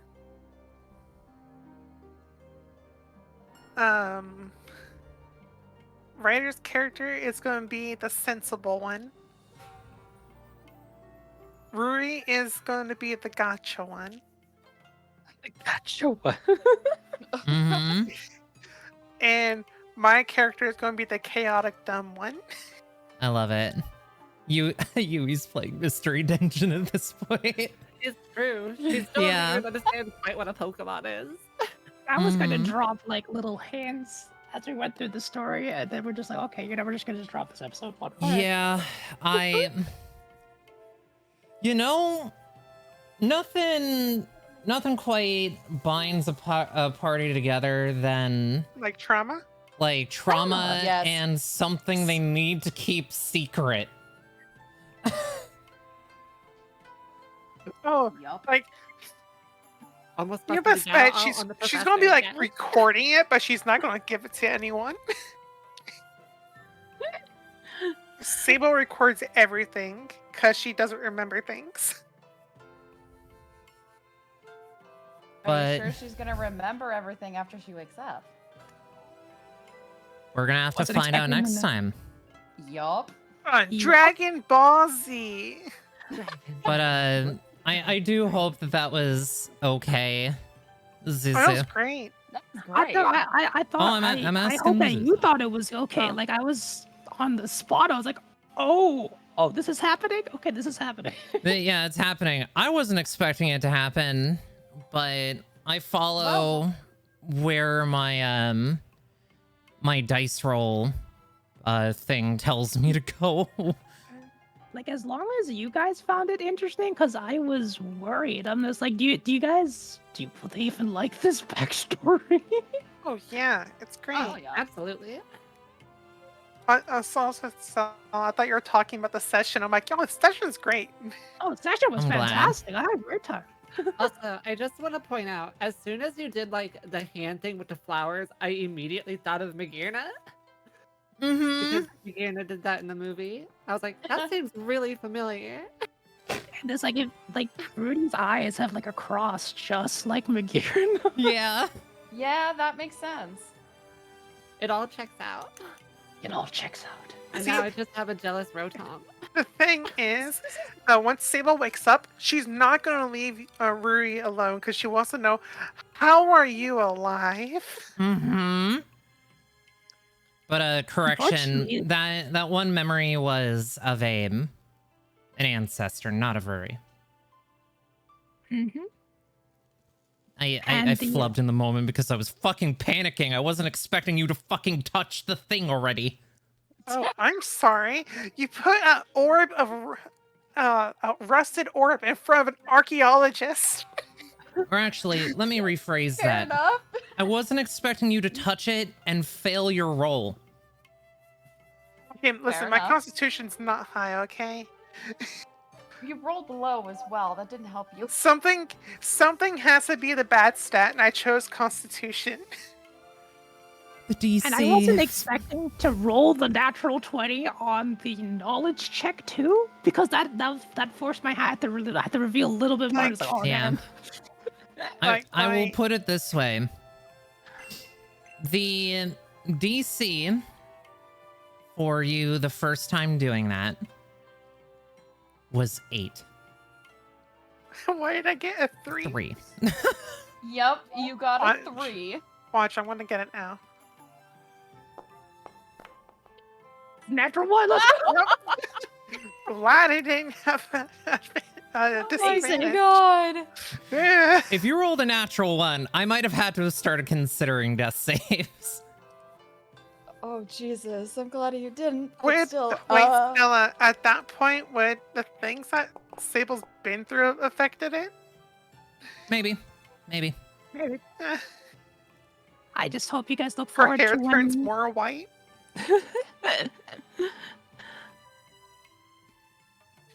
But yeah, so Sable's lowest stat is Con at 10. Her highest stat is Dex at 16. You guys don't want to know what Rudy's stats are. But I'm gonna put it this way.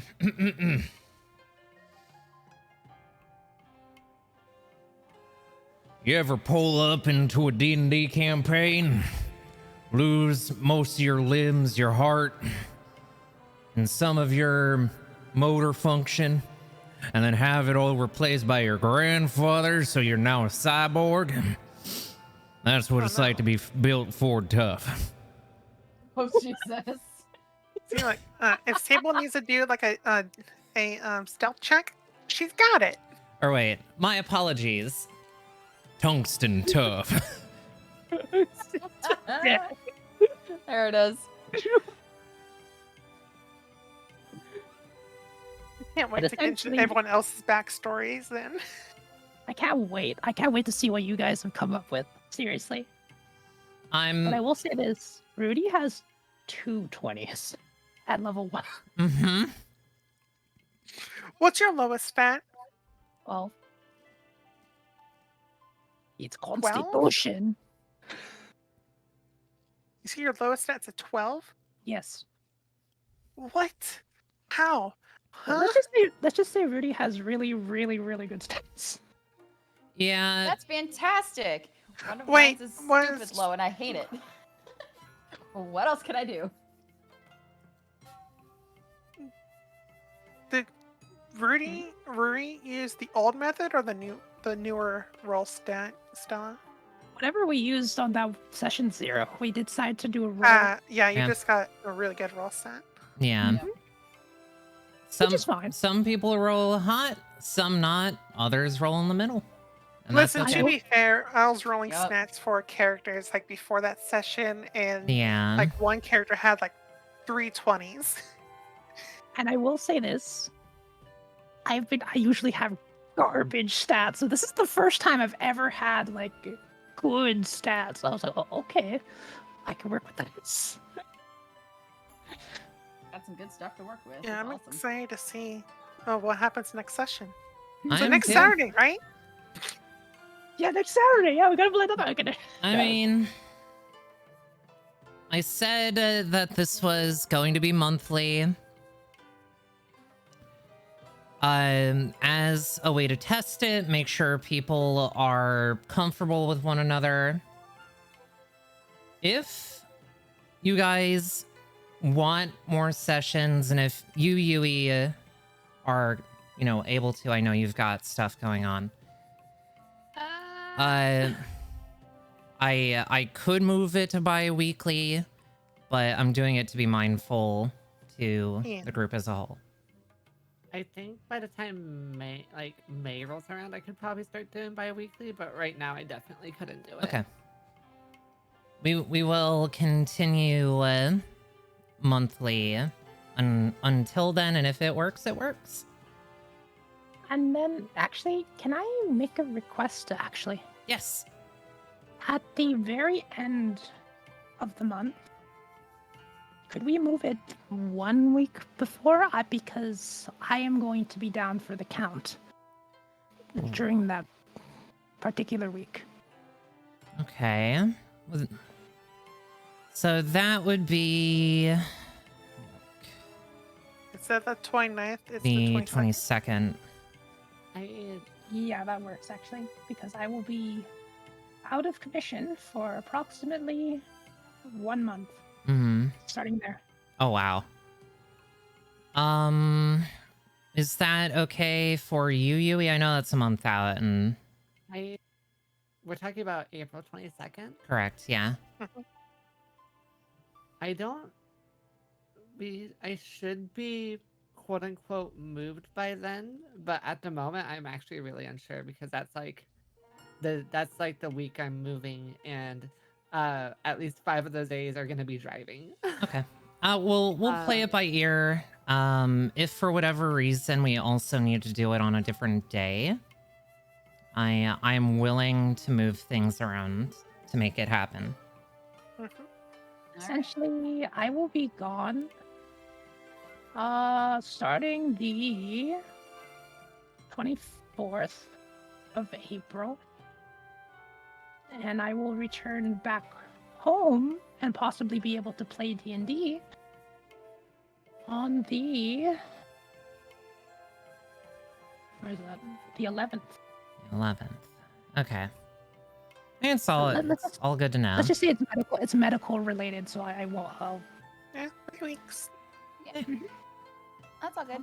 Totally understandable. Hopefully we can find a way you. to work it out. Yeah, we Yeah. will. But as it was said, This is end of session. But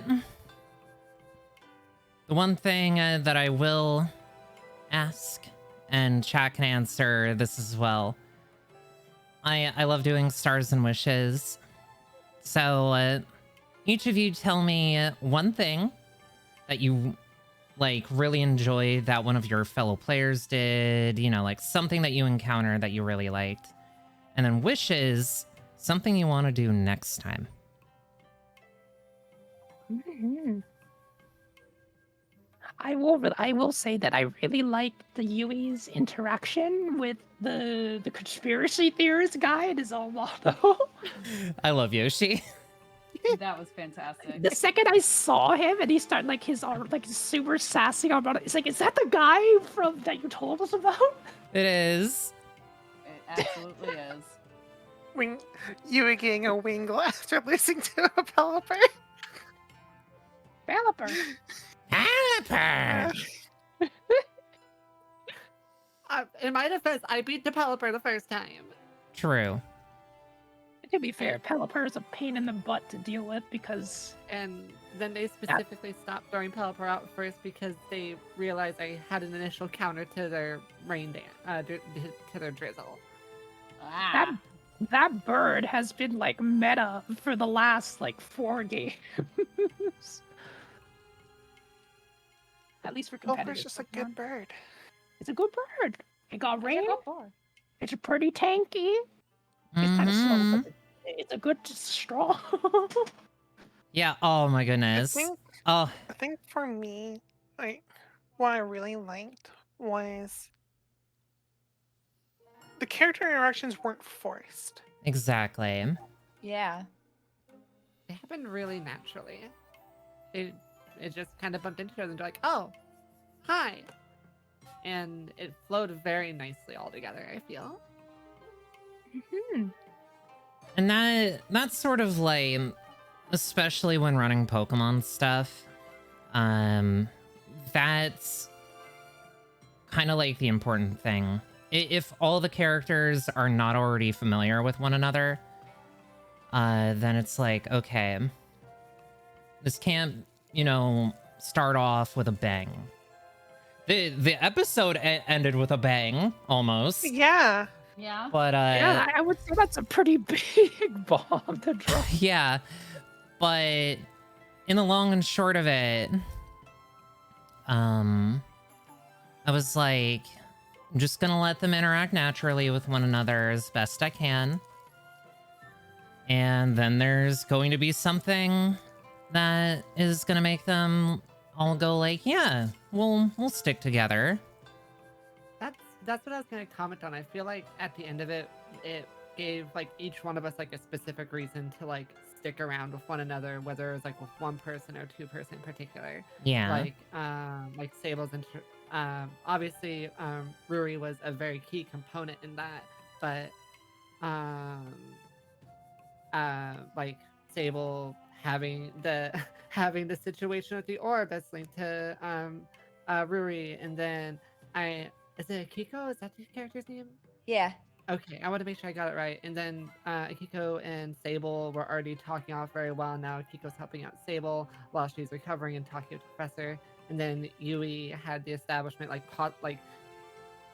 afterhand with Ruri, with the Magirna to like get her to interact with Ruri more. And then they already had a point of interest with like their similarities with their arms, but like the whole like, oh, I'll get the actual bullets back from you later once we like start to work steps forward to figure out what's going on. I feel like we closed off on a really good note to keep the group together to make them move forward. Yep. I feel like that we're not going to be leaving Litterroot for a little bit Yeah. because there's so many things. There's a lot of things that just happened all at once. We We're just like, got the "Eh." thing about the Elder that Sable already want to go check it out. Now the others got the information about it. Yeah. I think The police are coming. So the elder bit is actually going to be something for you, writer. Yeah, I had a feeling. Water type. I Yeah. specifically chose Lantern for that. Yui's not getting the goldenrod anytime soon. Is it the one that I'm going to be redoing? No. No. Okay. So, okay, little bit of backstory here. Ghost in the Machine on screen and chat, and Robin here. I set them up for a private one-shot that was meant to be a continuation of another bit that was offline. And in that, they met an elder, and then the spirit of an elder Absol. And the My baby. Elder Bronzor and the Absol revealed that there was a elder who had disappeared. So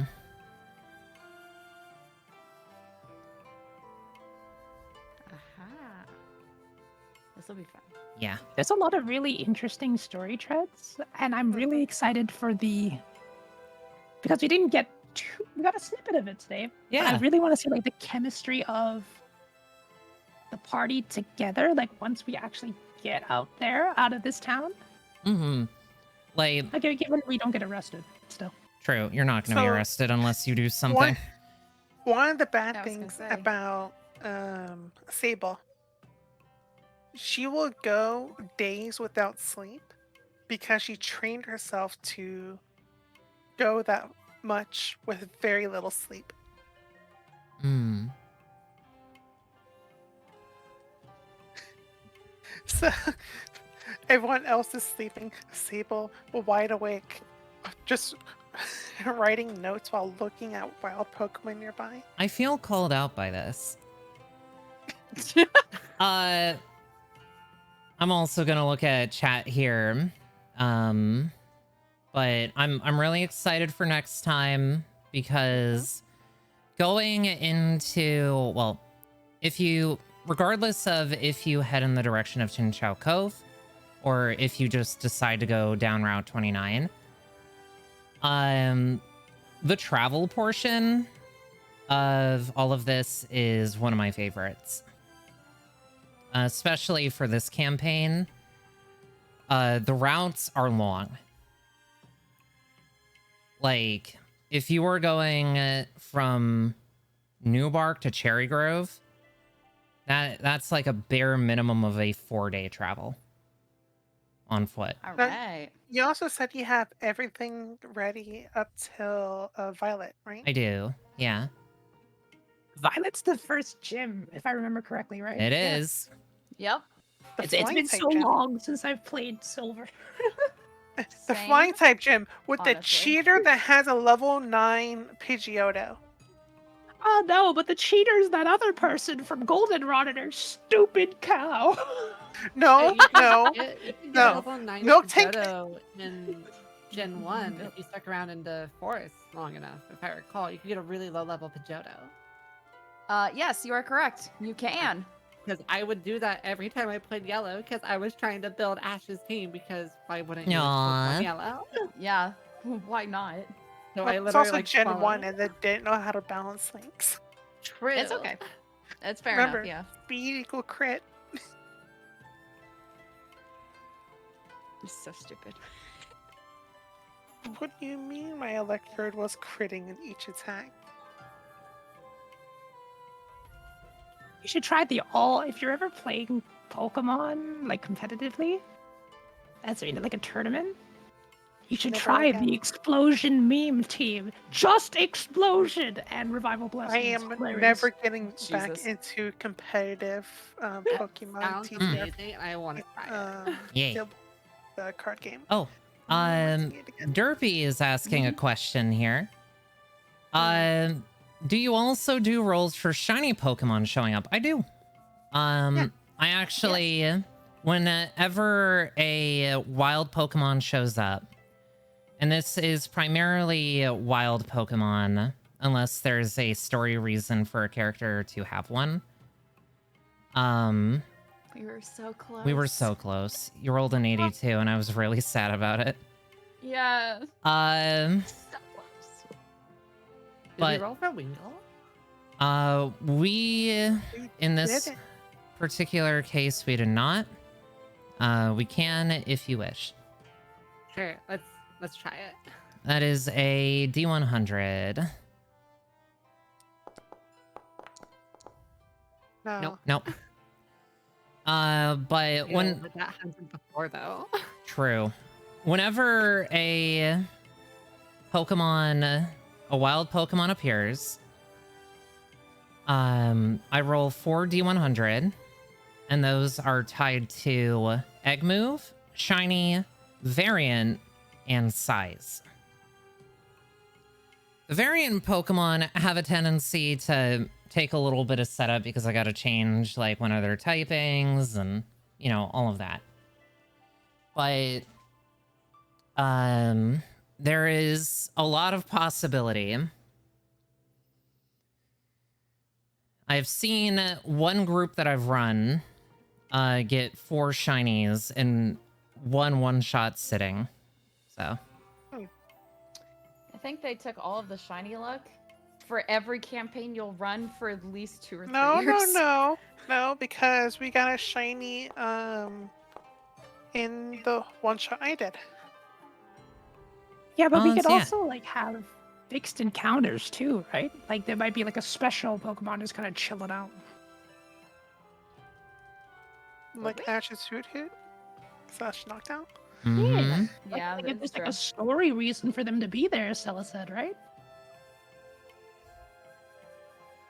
Yes, We give will me see. my Scarlet shiny luck, please and thank you. A 2. Yeah. I mean, that's Are you guys that's not trying to easy roll some for days, shinies though. at this point? What was Yeah. that? You just gotta do it, okay? You just do it. It's easy. Yeah. Yeah, I Just tried gotta and do I it. didn't get Damn it. What was 89. yours? 89. You just have to do it. it. 99. 99. There it is. Oh. You'll get you really there. got it. 94. Oh, there's a 94. Alright, I'll take my shiny Winkle now. That's spicy 28. I forget what was the number that we would have to hit if it did end up becoming shiny. 93 or higher. Right. Yeah. 99 again. There's another 99. Oh no. You Okay, stop, we need you're to stop. We taking need to over stop. luck. Not now. Oh, I was 20. trying to put the dice down. But in your case, my dear friend Robin, I want you to go look at Yeah? Sable's sheet. There is something that has been revealed under active abilities.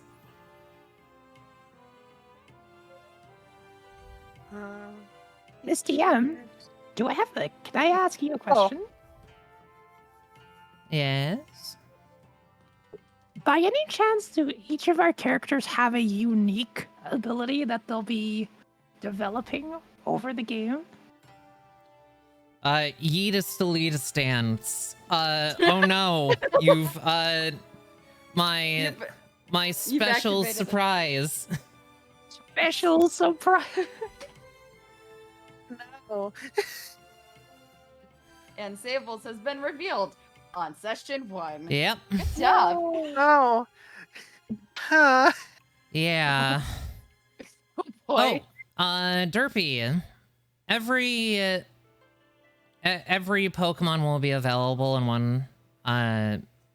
one form or another. There are some that you cannot find in the wild here in Johto. But say if you were to request like an egg from the Breeders Association, they could get you like a Kufant egg. Interesting. If you need a dragon type egg, just talk ask to Ryder's me. family. Yeah. Well, the Can thing I is have my a Gibble family is egg, out in the please and Sinnoh thank you? region, so I just have I to. mean, we probably, if anything, I could even say like, yeah, my family actually does provide some of the dragon eggs for these people. Oh yeah. It's 2 or 3 business days, you know? Basically, yes. It would mean that you would have to like actually be in a town and like Yeah. have to wait at a Pokemon Center wait a But- couple days, just hang around for a bit. I mean, we're gonna be in New Bar Town for a bit. Just saying. True. You won't be able to afford ordering an egg No. right now. Quick question. Also, Yeah. go Oh, ahead. a quick question. If it's my family's farm, would I have some freelance to that because of the fact that Yes, it's you probably would. Pokemon? You would. Had a feeling, but that is totally fair. If it's just the eggs that my family would provide, and any other ones, I would have to pay full price. That would make Yeah, sense. the- Or if the fact of I have Pokemon breeder as a part of my trainer card. You do. If I get, well, since I do have that, like if I get a discount for that specifically, that's fine. If there are eggs that come from my family, would I be getting them for free? Would I get them for a heavier discount? The first one from your family would be free. The others would be at a Okay. discount. Makes sense. Okay. Yeah, I wouldn't be. I would not be trying to like completely haggle my family out of like more Pokemon. Like, Yeah. no. I'm not. She's not gonna do that, anyways. Mom, Dad, can I have a set of 6 Dratini eggs for the party? Please, What? thank you. Oh, should I put? I would not do Where's that. I would not do bullets that in on my them. That would be way too inventory? much money lost. Oh, Oh. sorry. Yeah, you two can trade between each other for that. I'm sorry. What was the question? I missed it. What your allowance of 1 egg? And the stuff that you were gonna give, I'm Yui. holding on to your bullet. bullet. Did they also give us Pokeballs? They did. Okay. Awesome. Everything that Uh, you guys have in your inventory is what you have. Ah, there we are. And also to answer Derpy's question. Looks left, looks right. Yes. Ooh. Nice. I actually alluded to Nice. it during one of the Lunch paid break? one-shots because someone had a Magnemite who really liked nestling itself in the ground. And I was just like, I know what I'm doing. I gave the Magnemite dig. They didn't notice until halfway through the session. And I was just By the like, way- I don't know. When it comes to evolution, right? I think it's level 10, correct? I think it depends. It depends. Which Pokemon? No, I'm just like trying to gauge when I have to draw Polaris's evolution. Right. Because there's still Magneton and Magnezone, right? True. Hang on. I got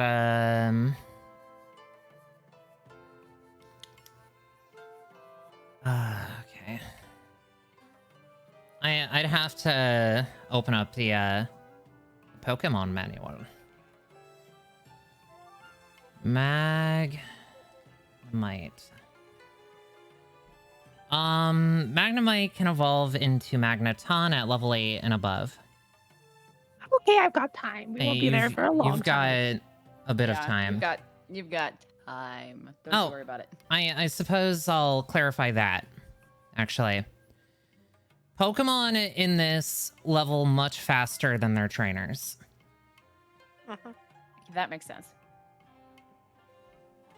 So level 8 might be sooner than you think.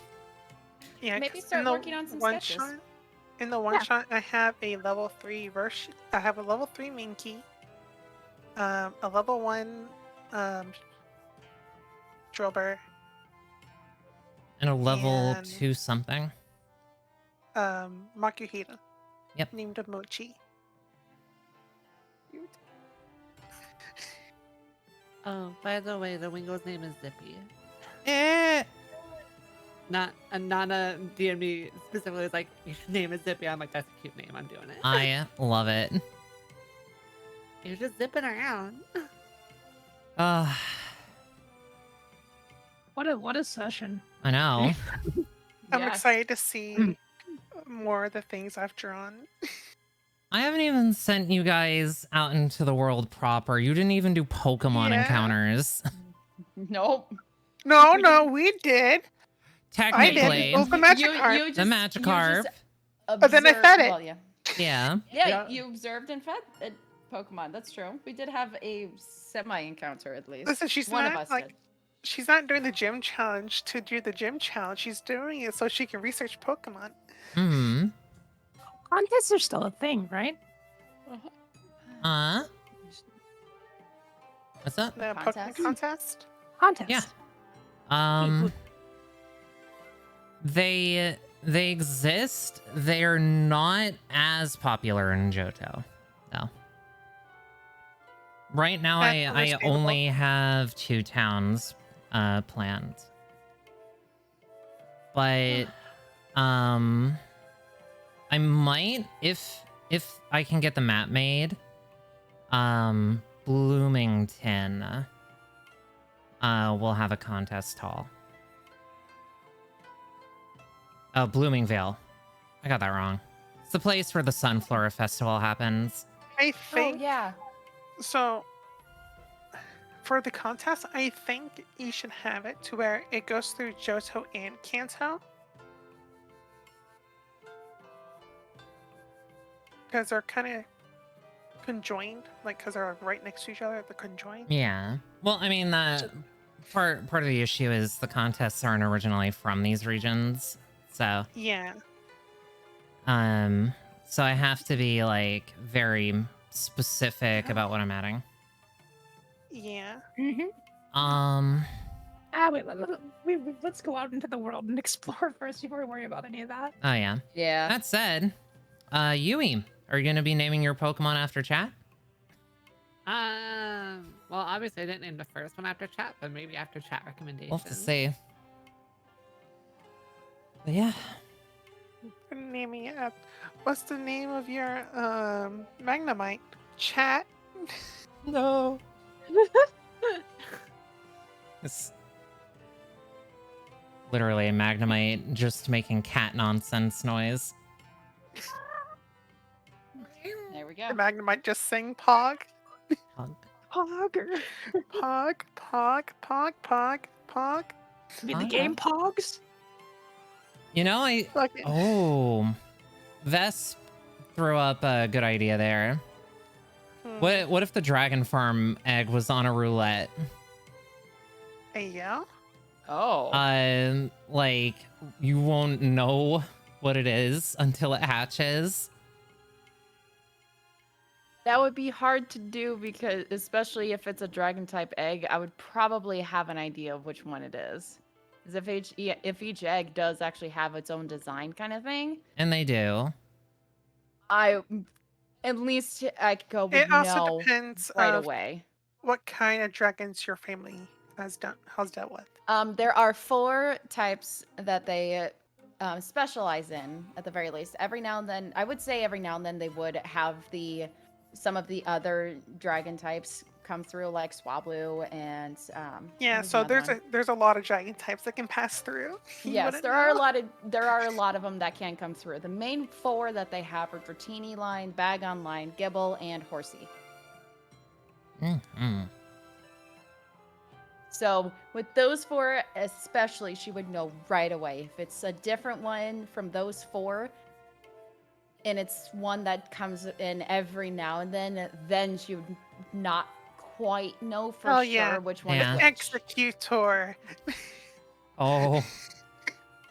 Hello, an executor. I do sort of like that thing Fair from enough. Vesp where they start out as blank and then gain the pattern as they mature. Mm-hmm. But yeah, I'll work on stuff like that. But unless there are any other questions, I am personally probably going to call a break here. And I will stop stream, start it again, because I want to play a little bit of Pokemon Emerald Rogue. Ooh, There there you you go. go. That Fine.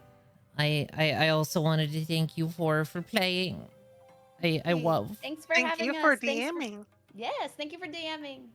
Yes, it was a delight to be here. Thanks for having us all here. Of course. Hmm. This was honestly a lot of fun. Yeah. Right. But The rots and gaslighting. all right, my dear friends. Again, thank you so much for watching. Pokemon, well, I just, so excited. I can't even words correctly. Rainbow Connection will be back within the next month. Hopefully, we will see our intrepid trainers take on the world proper, get to the bottom of some mysteries. And, yeah. For now, this is the end of this recording. Stella Cosmister, your humble Pokemon professor, is signing off.